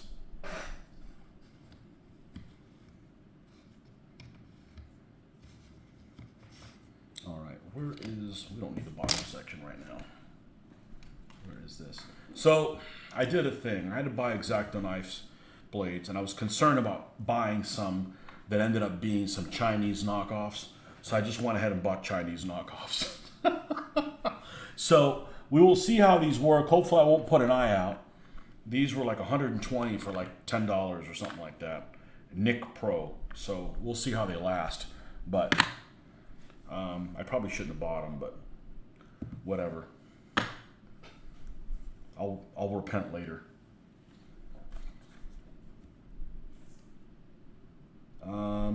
I don't want to use the really big stars because I'm really limited on how many of those I have. So let's,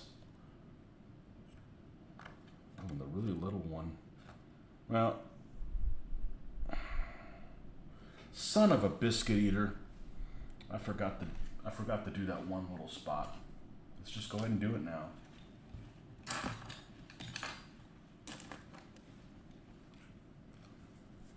Wish I had the ability to do all these videos before I had to take my contacts out to see what the hell's going on.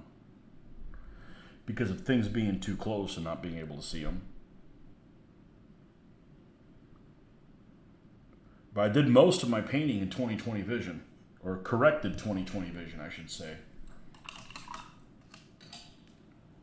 All right. That's done. All right.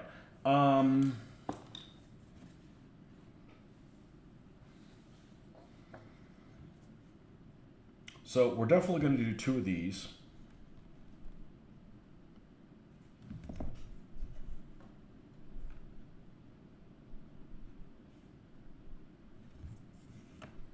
All right, let's cut a couple things out. Let's take this one here. I'm going to do a big one on here, even though I said I wasn't going to do a big one on here.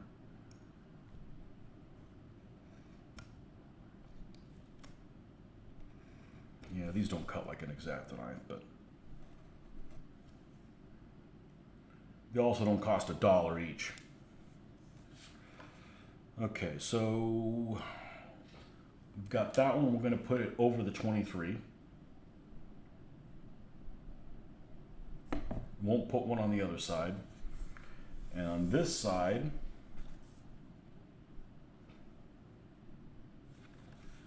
let's just use another big one. F it. If I run out of these, I'll just order more, I guess.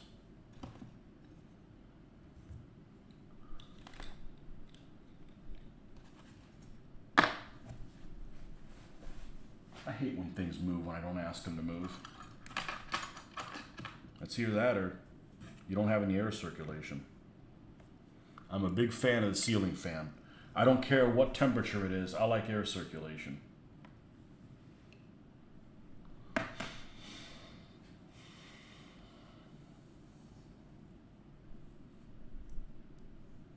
In Ukraine, the Russian army is called Little Green Men. Gremlins from the Kremlin.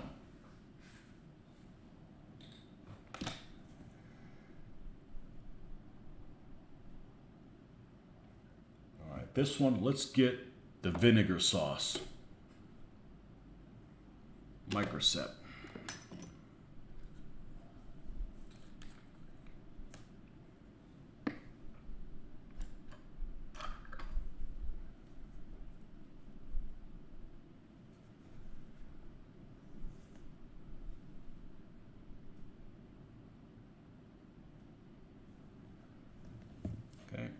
This one,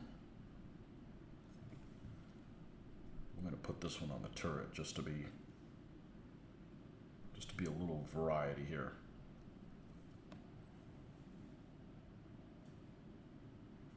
Yeah, I'm fine not having any on that side. Okay.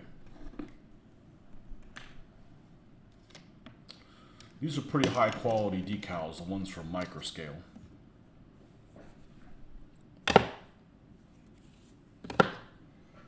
I got half a mind to buy a smaller palette. It's just too effing big. It just gets in the way. I have limited space here.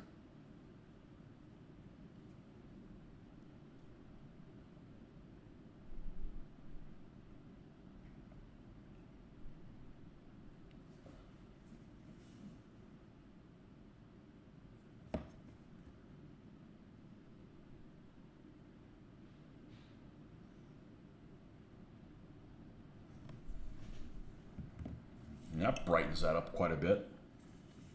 And then we'll put this one over the 23.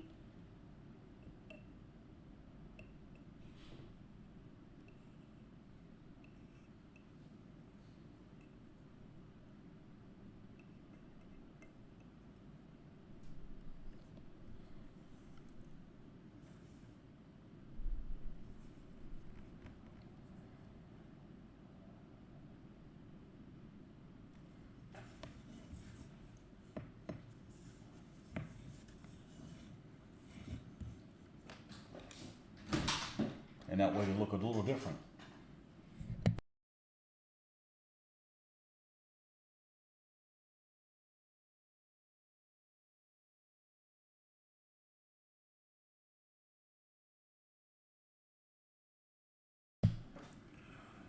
All right, so let's take a little bit of this off.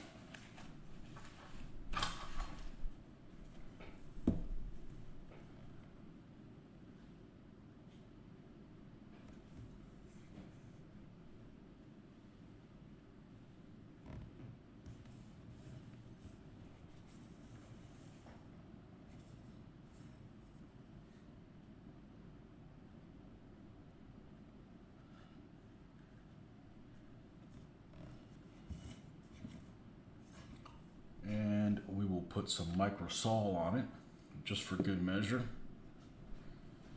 I don't know that it's that needed, but I bought this stuff, and everything ends up on the right side of me. Everything. I'm extremely right-handed.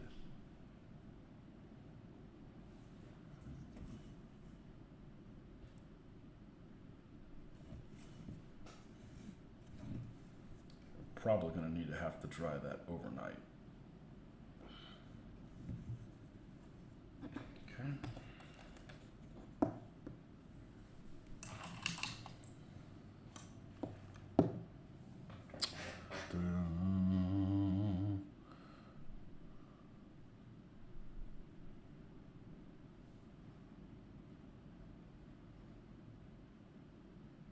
Molan las calcas. La estrella roja. That is a word I did not know what it was. Molan.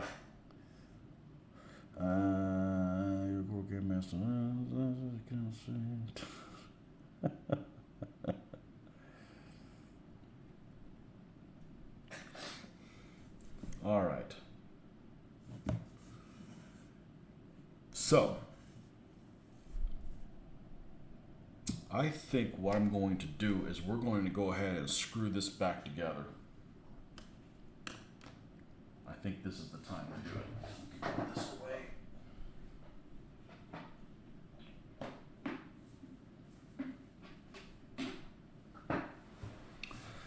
And I actually had to buy a special screwdriver for some of these models because they come with screws, but it is triangular shaped. All right, stop blowing around. Cut it out. Look, what speed is this at? It's probably, let's drop it some so you keep things from moving around like a frickin' circus. All right, this guy here. No, you know what? No. Let's go ahead and dry brush the running gear, and then we'll put it on. All right. So we've got U.S. field drab, Iraqi sand. Nope, that's dark sand. Nearly the same, but not quite. Iraqi sand. Okay. Let's get a small piece of cardboard.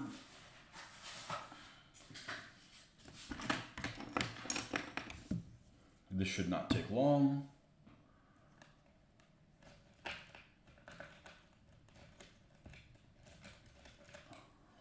Yeah, we'll use this big one. Hell with it.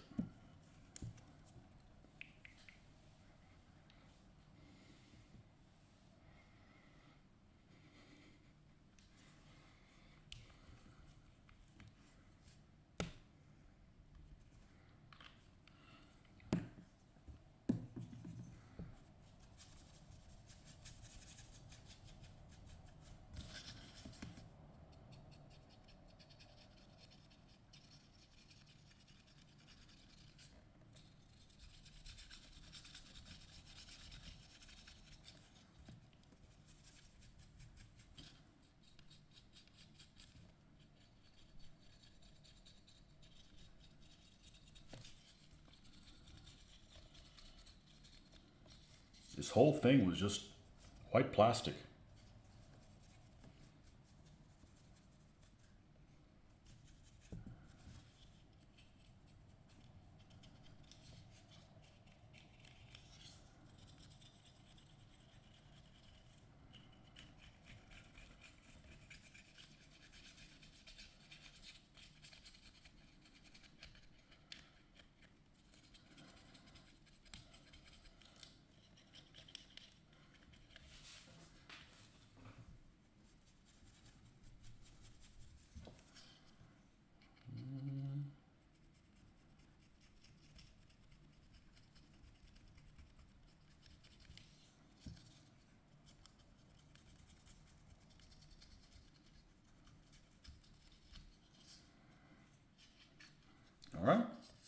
Something simple like that.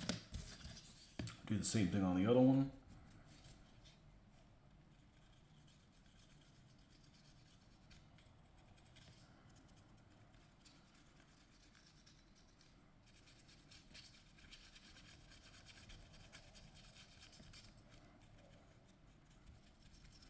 And I've been pretty happy with how my dry brushing turns out, because even though it's dry brushing, I'm not just dry brushing one color. There's many different colors in there, so there's some depth to it. It's not just, hey, you dry brushed it. Well, yeah, you only use one color, dude.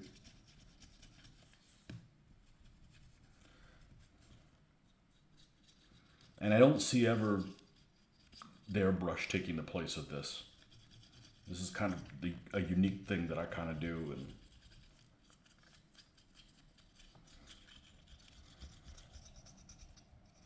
although we are using their brush for priming and sealing. I'm very happy with it for doing those things. It can do so much better than those damn rattle cans.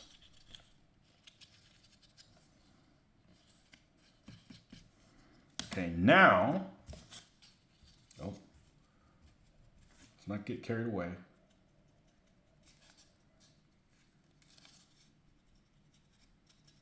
Because we still have to do Iraqi sand over this. No, I don't. I'll do Iraqi sand afterwards. Because I don't really need Iraqi sand back there and back. It's a light color. Now, we will go and put the screws on this thing.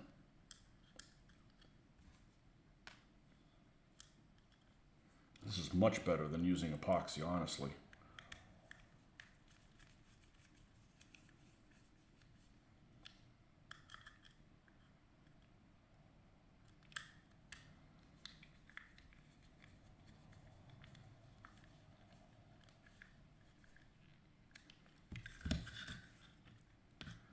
Do the same thing with this one.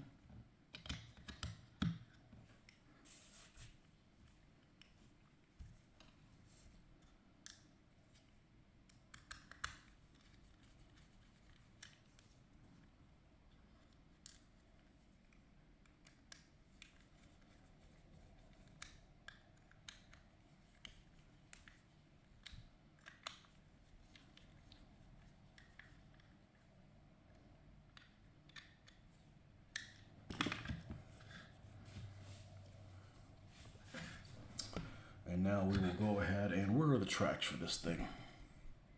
There's one.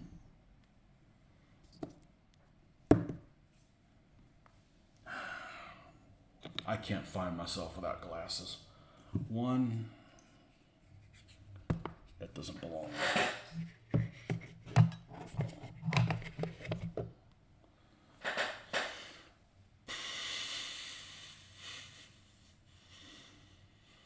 Don't like anybody who pretends to play their prosthetic leg like a trumpet to the tune of what? Forged in Battle miniatures, they were awesome. They're very, very good. At least the ancients and medievals, they're excellent. They're excellent. Very, very good. Highly recommended. Highly recommended.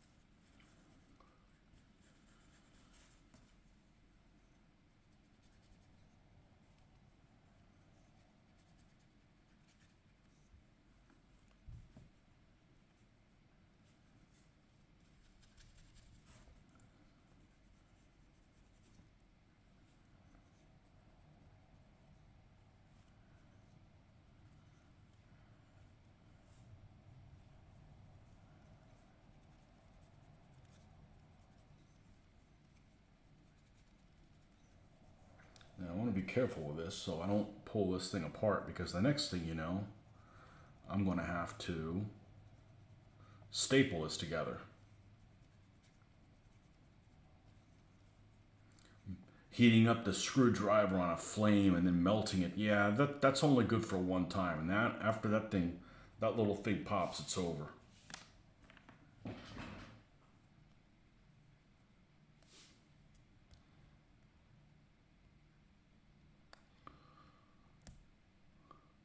She does nothing for you. Wow. Okay, well, good thing, because you can't have her.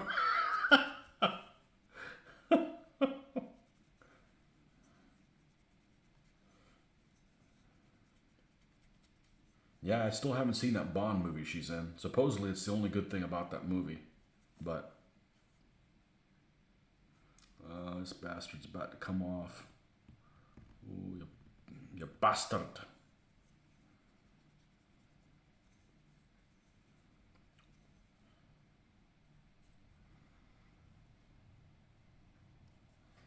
Tony, how do I not know who it is? Of course I do.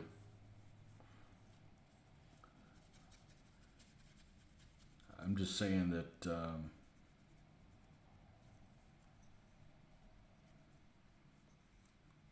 good thing it doesn't do anything for him, because it wouldn't do any good.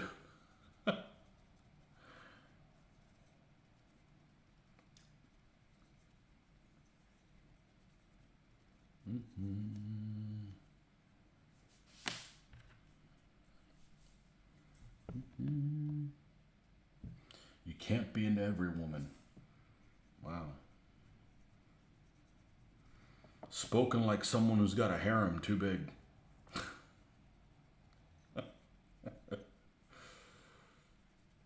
This one's coming apart too. Yeah, bastards. I'll come staple the thing too. I probably should just go ahead and staple it now. It was a precautionary measure, but...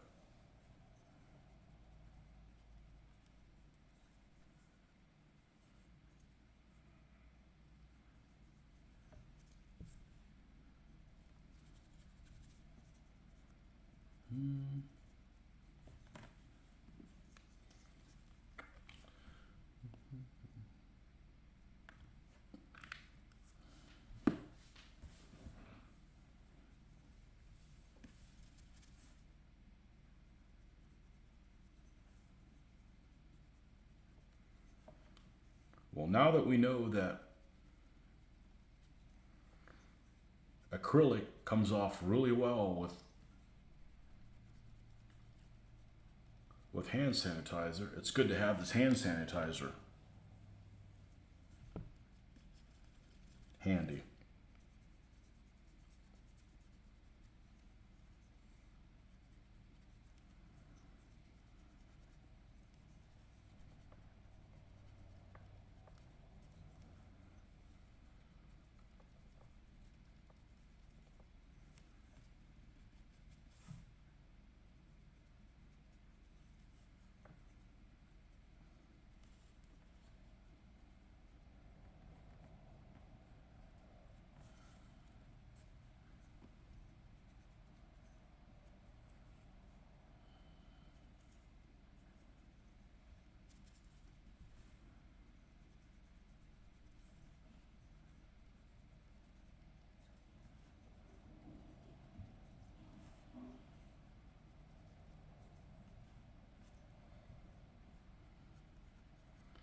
You shall be right back. All right, you warned us.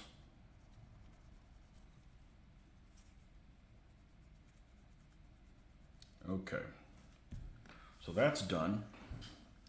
Let's go ahead and take the same color. Let's add a little bit more to it.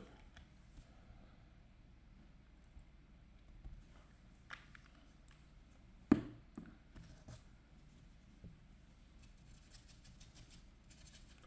get almost all of it off.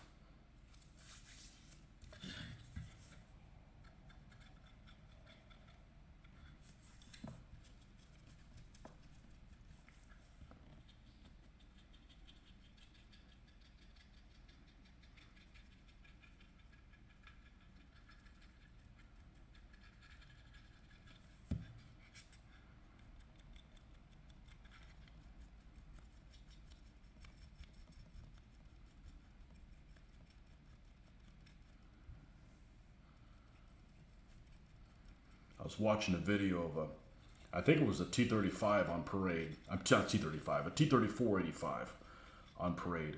And it was churning up so much dust back here, it was crazy. Because as it's moving forward, it's kicking all this dust, it's kicking all this dirt and stuff up here. Like I said, this thing's gonna look okay, considering it's basically a toy.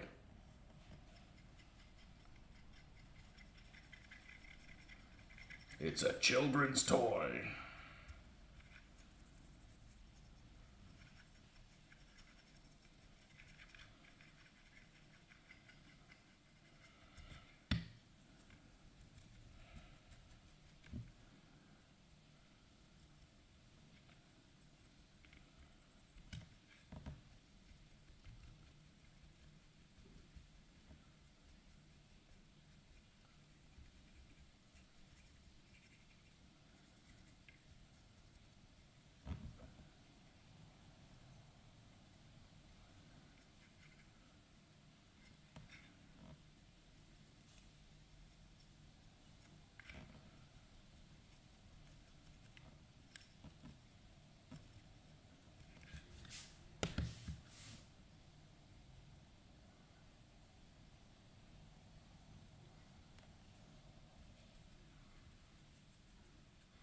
Dime con quién andas y si está buena me la mandas.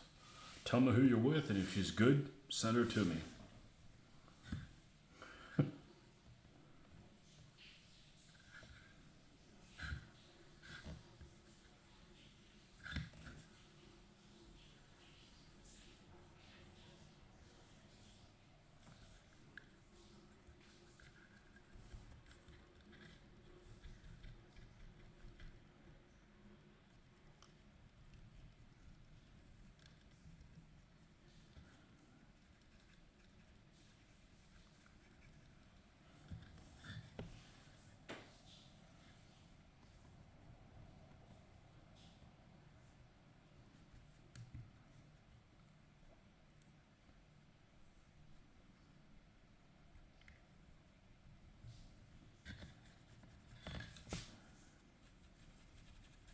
So no machine gun on this thing.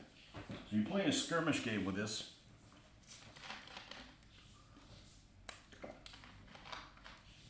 This is not a good vehicle for infantry support. They're just there to hunt the big cats.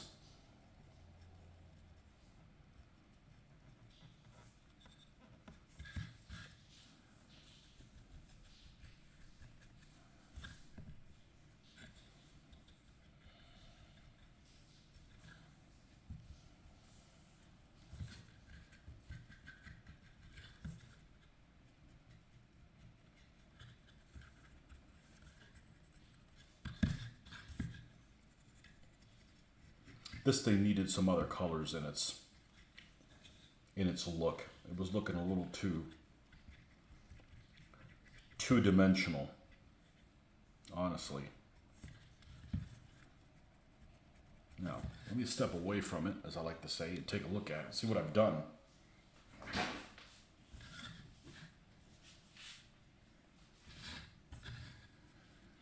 Yeah, it looks a hell of a lot better. Okay, let's do the other one. Yeah, I think I did the right thing not painting the road wheels on there black because, first of all, it's hard to say if it's even noticeable. And second of all, it looks like these are like, even though I've never seen one with the steel wheels.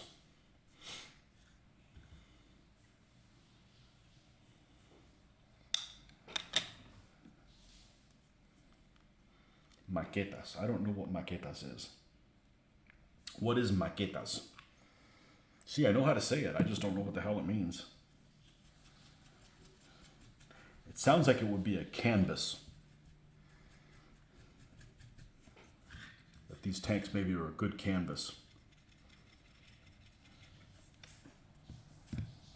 I have a 5th grade education in Spanish. Or 5th grade vocabulary.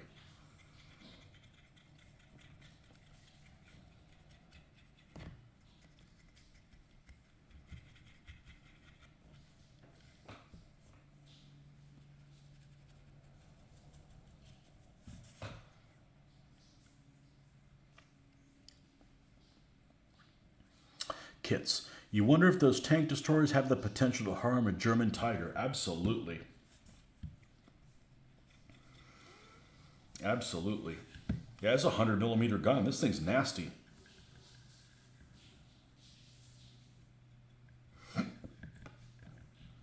It would have trouble maybe with a Jagd Tiger, but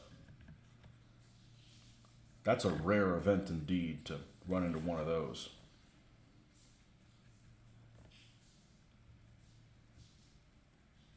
And maybe in some situations, the front armor of a King Tiger could give them problems, but they could take out a regular Tiger.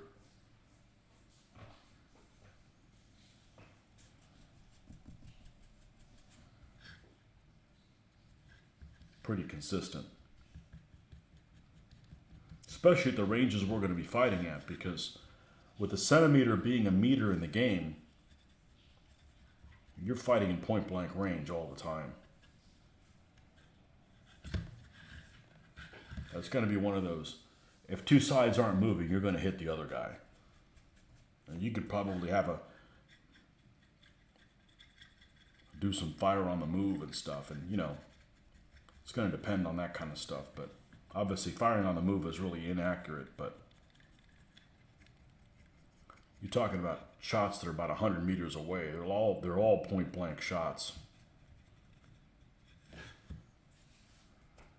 But I was reading an account just today that was talking about when they launched the counterattack, Operation Uranus, not yours, not mine, yours, which is the pincer move around the Stalingrad pocket. There was super heavy fog, and they could only see a few meters. So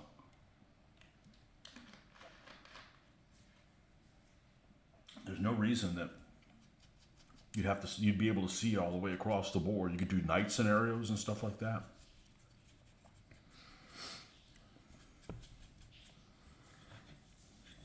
Again, if you want to do long range shots, this isn't the game for it.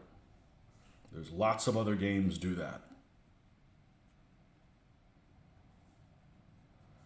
This is a game where turret rotation makes a difference.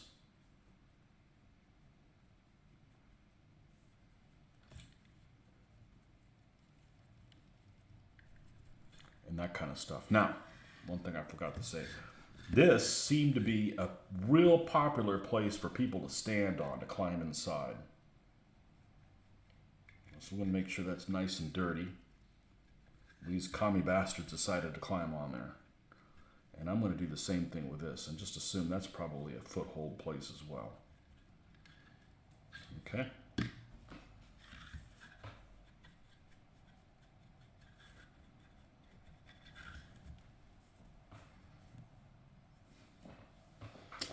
If German industry had invested in more tank destroyers at quarter cost of a Tiger, the war would have lasted more. Well,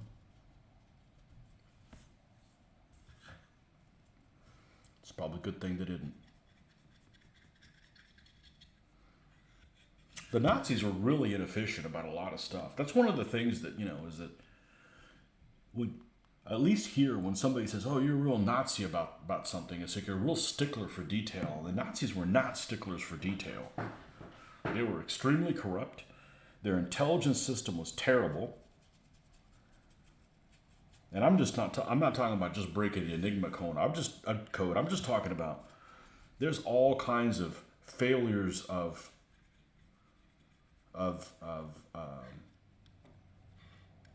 intelligence that happened to the Third Reich. They had people in positions that weren't competent. I mean, yes, they had some competent folks, especially. I think the people in the military were pretty competent, but the people in civilian life, they were just there because they were party this or party that. They had all kinds of problems getting supplies. Forget, they were short on oil. They couldn't get like spare parts and stuff to tank units and things like that. They had all kinds of problems from the top on down. So this idea that somehow they're really efficient and stuff, That's a good thing that they weren't more efficient.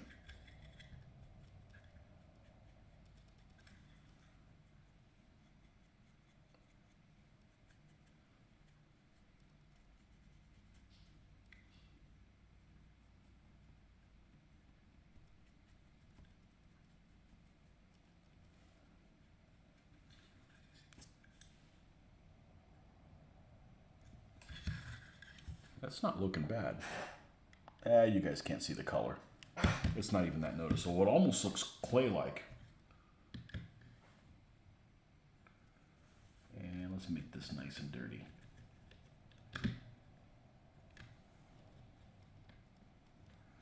All right, let's get the Racky sand out here. I'm thinking this one's probably too big. Let's rinse this out so we don't have any of those vestiges of that color on there.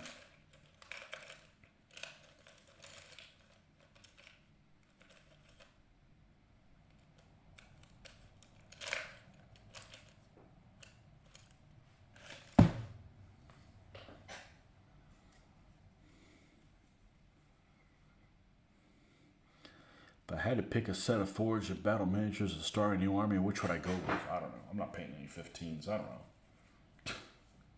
I've looked at doing Illyrians and stuff like that, but not exactly something that calls out to you.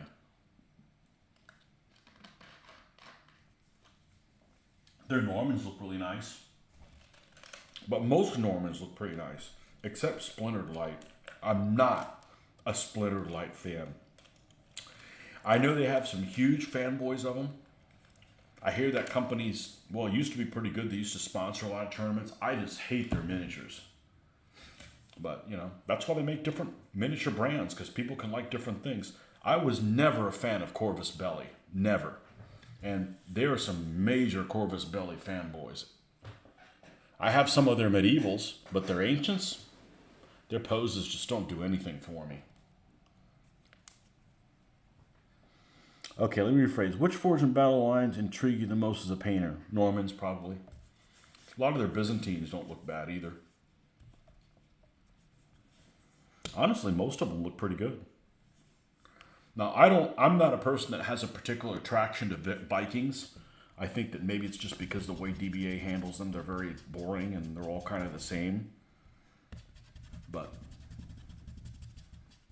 I'm also not a fan of English armies of the Dark Age. You know, that's not my heritage, and it's just overdone, you know. Maybe I'd be more interested if that was my people, but it isn't. So like when I started doing Ancients and Medieval, what did I do? I started with my people. We did Reconquista stuff. We did Feudal Spanish, and we did the Almoravides, and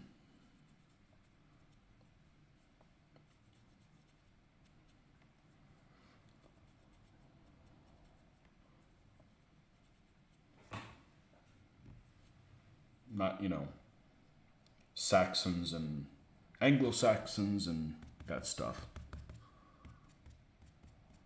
Oliver Cromwell.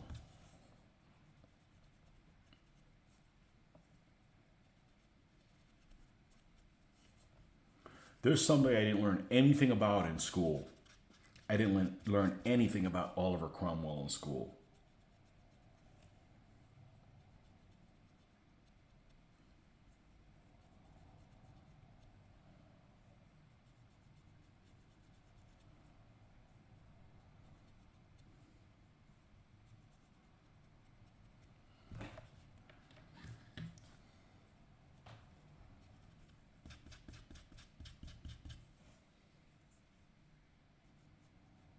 Of course, I didn't learn about a lot of stuff in school that I know now, you know, stuff that I'm interested in.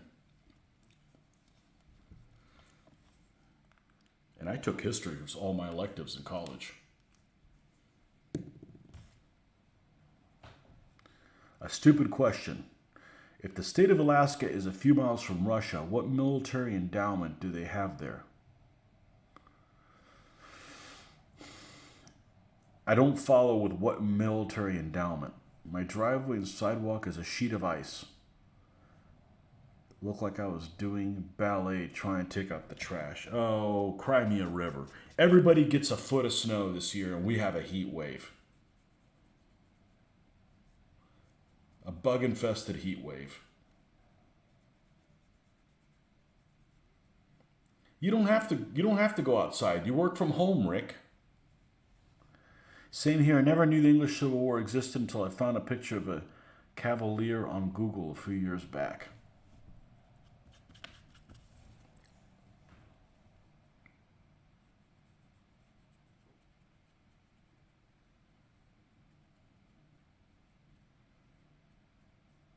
I was looking at a book about that Joe got about the Saltpeter War. Yes, I'm not making this up. Also known as the War of the Pacific and the time of the American Civil War over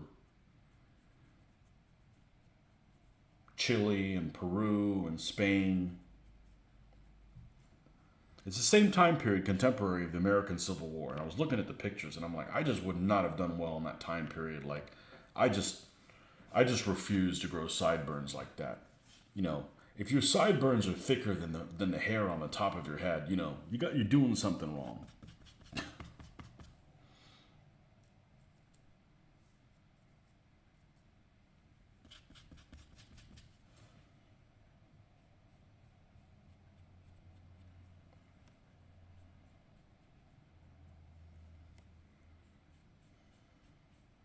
What year did the U.S. buy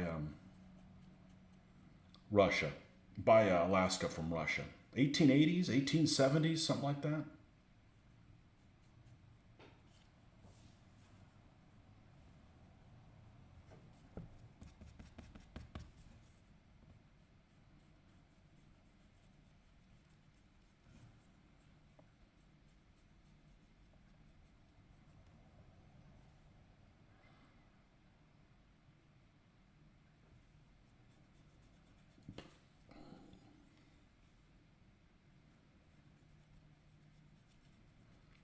How many tanks I have to paint?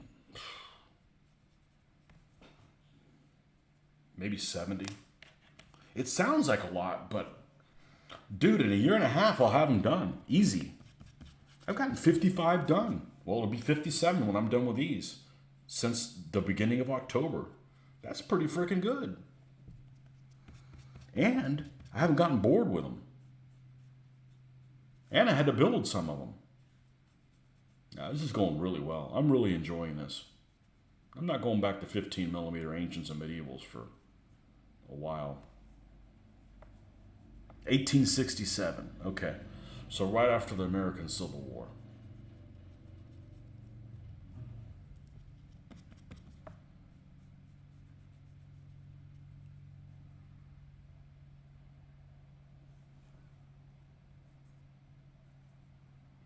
Just wait till you find the surprise I left in there.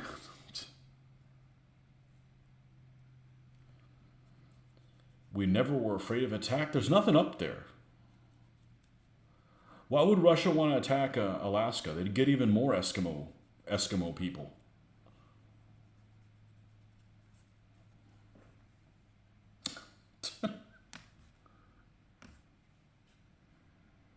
I don't have a particular interest in going to see Alaska. Other people I live with think differently, but I'm like, it's a place that Russia didn't want. They kept Siberia and gave away Alaska. What's that tell you?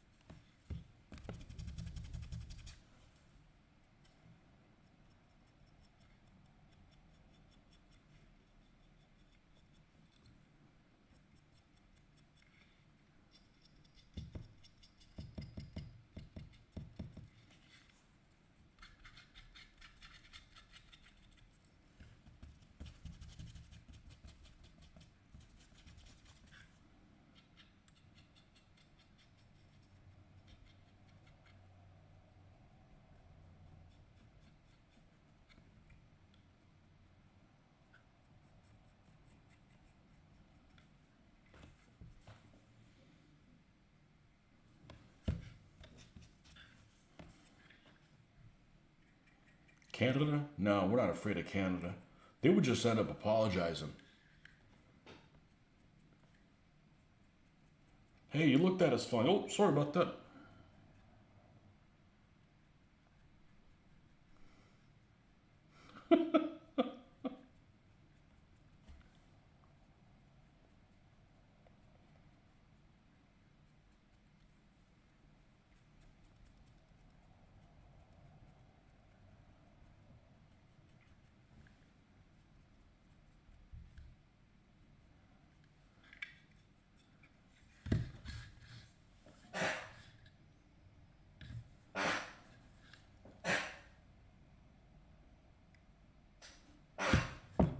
This was done. Let's put some tracks on it. See if it's done. See if it looks done.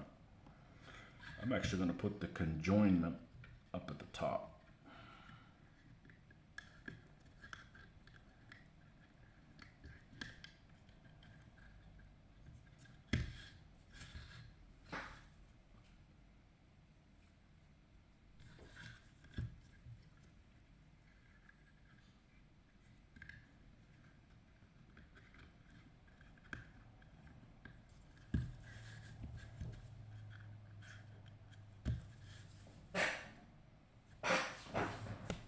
Let's zoom in a little bit here.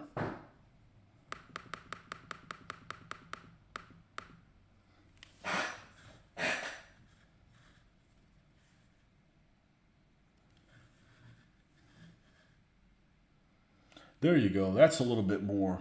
The light makes a huge difference. You see how it changes just depending on what angle it's coming from. So it looks good for me, but not, you look at this, you're like, oh, the running gear just doesn't look good down there in the corner. But you do this like, oh, I see it now.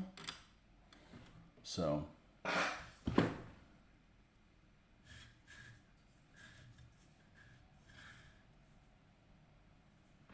Not bad. Not bad for a damn toy.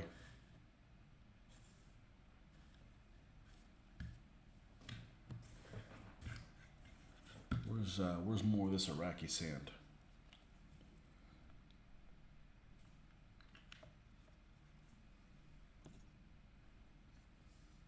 Let's zoom this. Let's minimize this.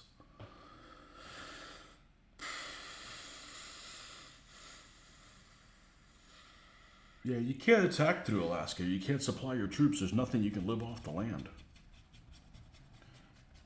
Unless you like to eat ice cubes.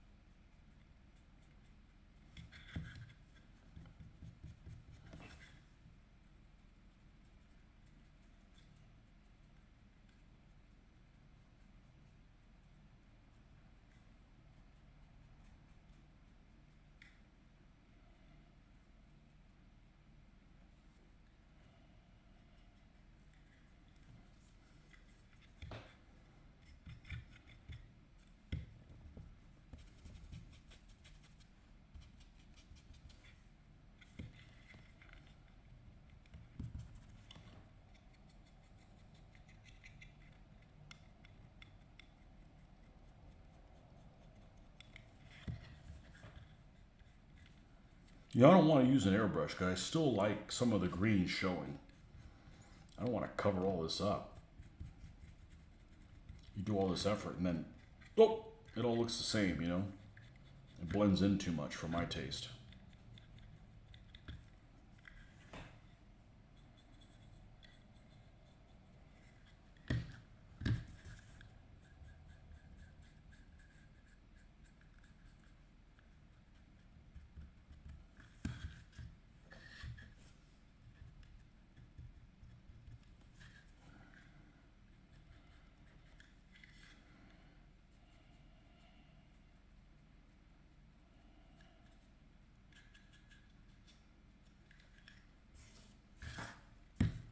Put the tracks on this bastard.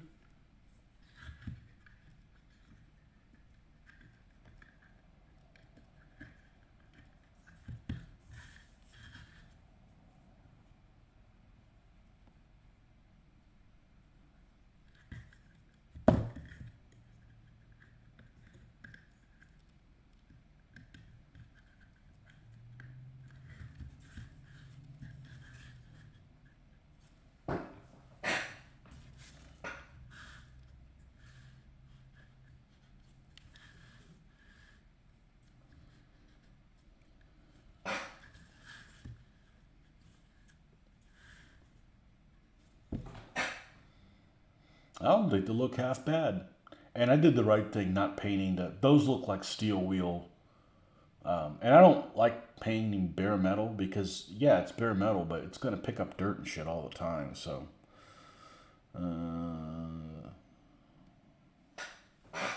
okay.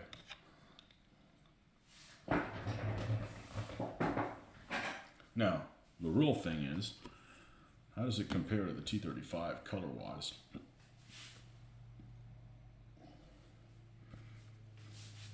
I think the green is ever so slightly different, but not so much that is really something even dominant. Now, I'm going to grab some Nuln Oil, and let's add it to the vent area here. Let's get a brush that's relatively small.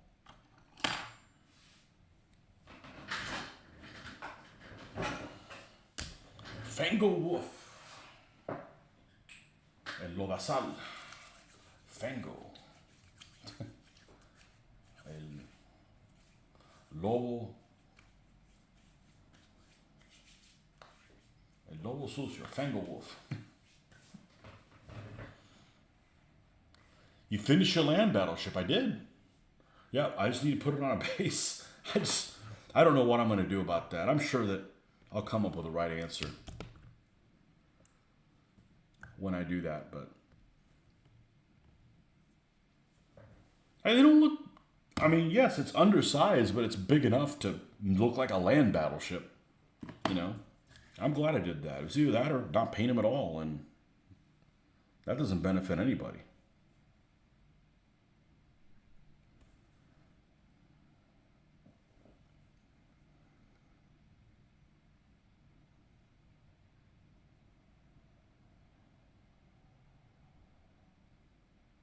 I'm building a diorama. They're a playing piece.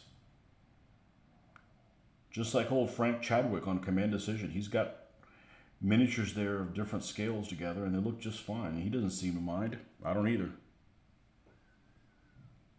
Got your Face of Battle tome with Commonwealth expansion. Excellent.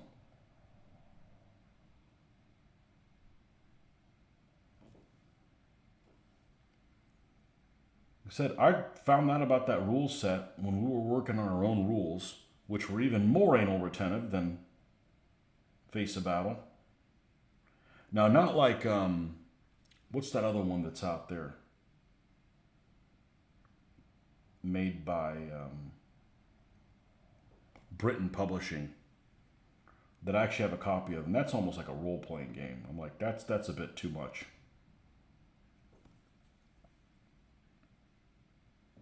I can't remember what the hell it's called right now. I like it. And I don't mind that it's out of print, because if there's something that I play with and I don't agree with it, I'm going to change it. You know, I'm going to run it like a role-playing game. But I need to solo some stuff alone. I don't want people to have a bad experience like, these rules suck. Well, they suck because I don't know what I'm doing. So... But the important thing for me is to paint this stuff, and and have a rule set that if I get around to playing, it'll be that. But this is scratching my creative juice desire, not necessarily my playing desire. I can play other games that'll satisfy my World War II itch, but that's not being creative.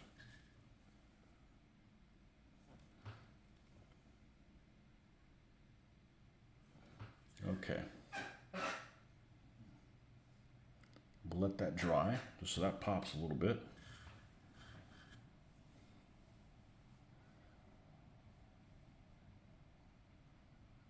Yep.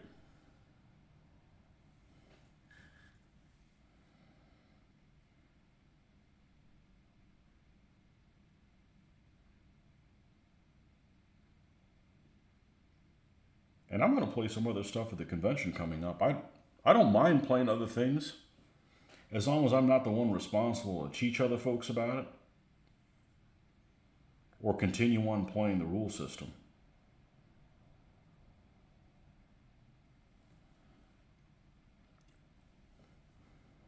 Like, I really enjoyed the Ironclad game, but I'm not in a hurry to buy the rules or anything. First of all, it doesn't go into the 1880s.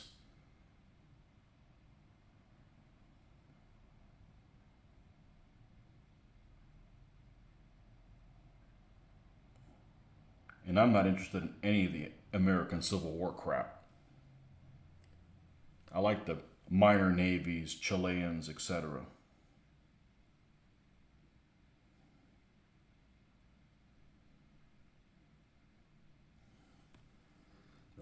American Civil War stuff, man, those ships are ugly.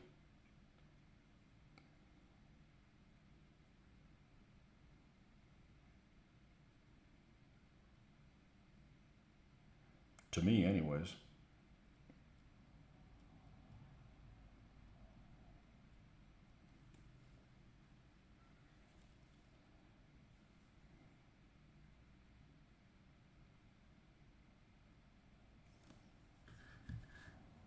Okay.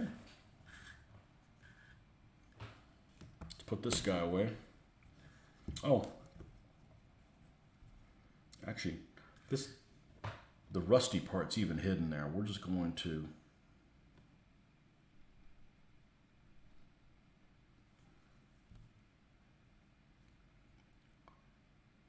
paint some exhaust staining on there. That'll make a huge difference, but it's something. All right, what do we got left? Headlight. I do not want to bring the big wet palette out. I'm not going to.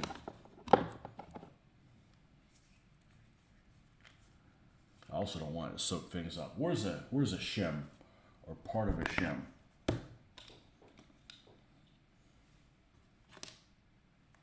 Can almost use the back of that.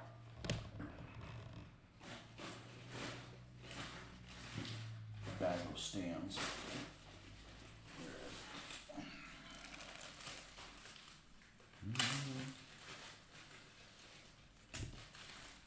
This guy here, this looks great on freaking camera. It almost looks better than in real life.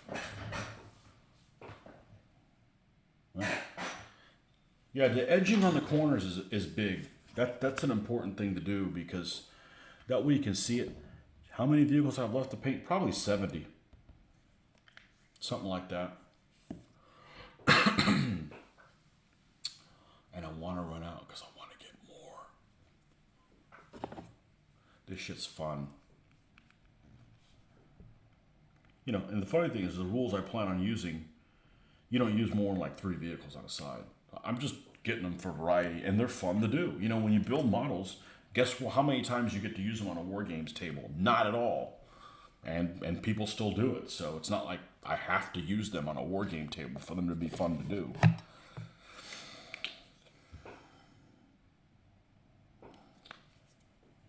All right, this should work fine.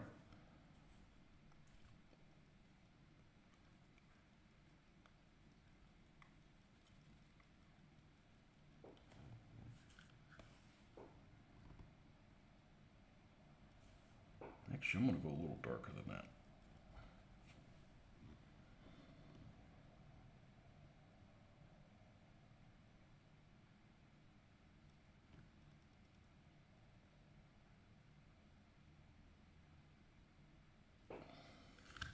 And I got a ton of infantry to do.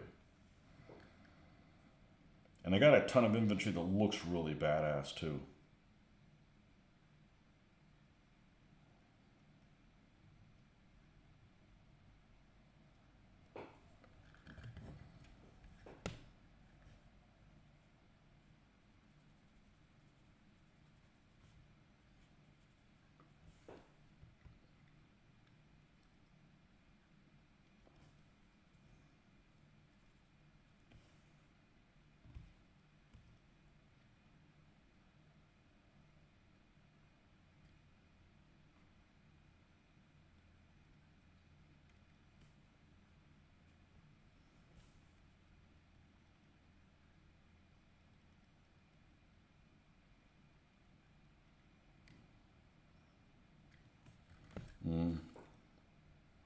I don't think it's working just great because it's got texture on it.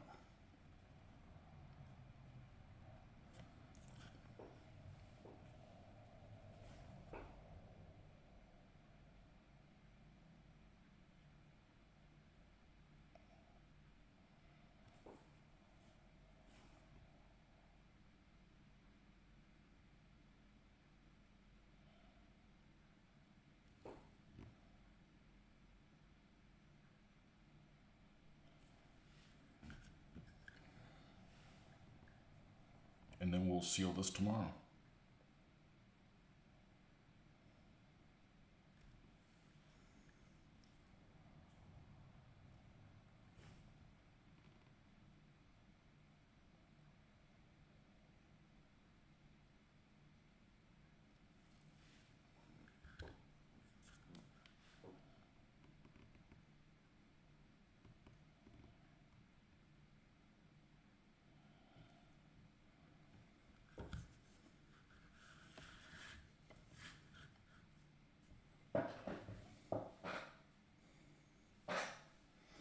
Okay. Well, that will finish us up tonight, I think. Because I gotta seal these things at this point. So I have an unboxing video I need to work on so we can put that out. Man, they look good in this. Man, there's all kinds of different like modulation and shit on there. Oh man, I'm not done. What the hell am I talking about? That's crazy talk. I gotta do metallic stuff on the cable. Crazy talk. It's a bird, it's a plane, it's crazy talk.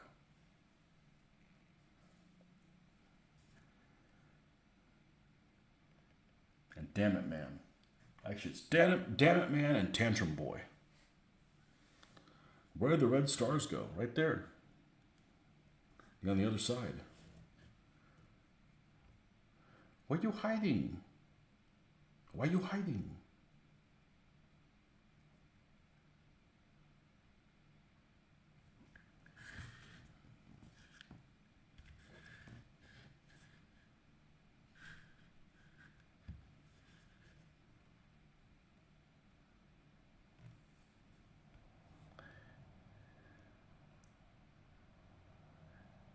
Two more AFVs down. Not tanks, but you know that. Yep, two more down. I tell you what, I'm really enjoying playing painting the Soviets. I am really enjoying painting the Soviets. Who needs decals? You know? Who needs decals? F that. And I like that the numbers are done in two different styles. You know? Man, it looks good. All the modulation going in there. And it's freaking easy to do. I think, you know, it just takes some time and, you know, you got to know when to say when. If you keep going with the dry brushing, you turn every tank into looking exactly the same.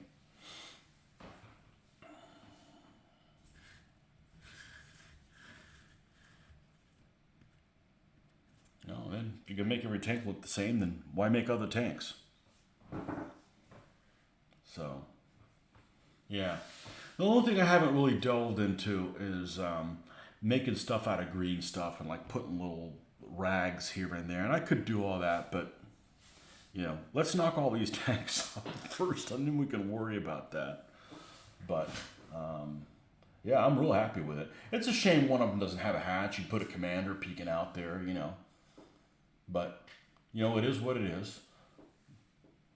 They don't, they have 0 coax machine guns, so it is literally an armored platform with a really effective anti-tank gun. So, yeah, real happy with them. Real happy with them. Well, thanks folks for stopping by, and we'll take some pics and go edit our video of what we did the unboxing. So, and we will see you guys on the next one.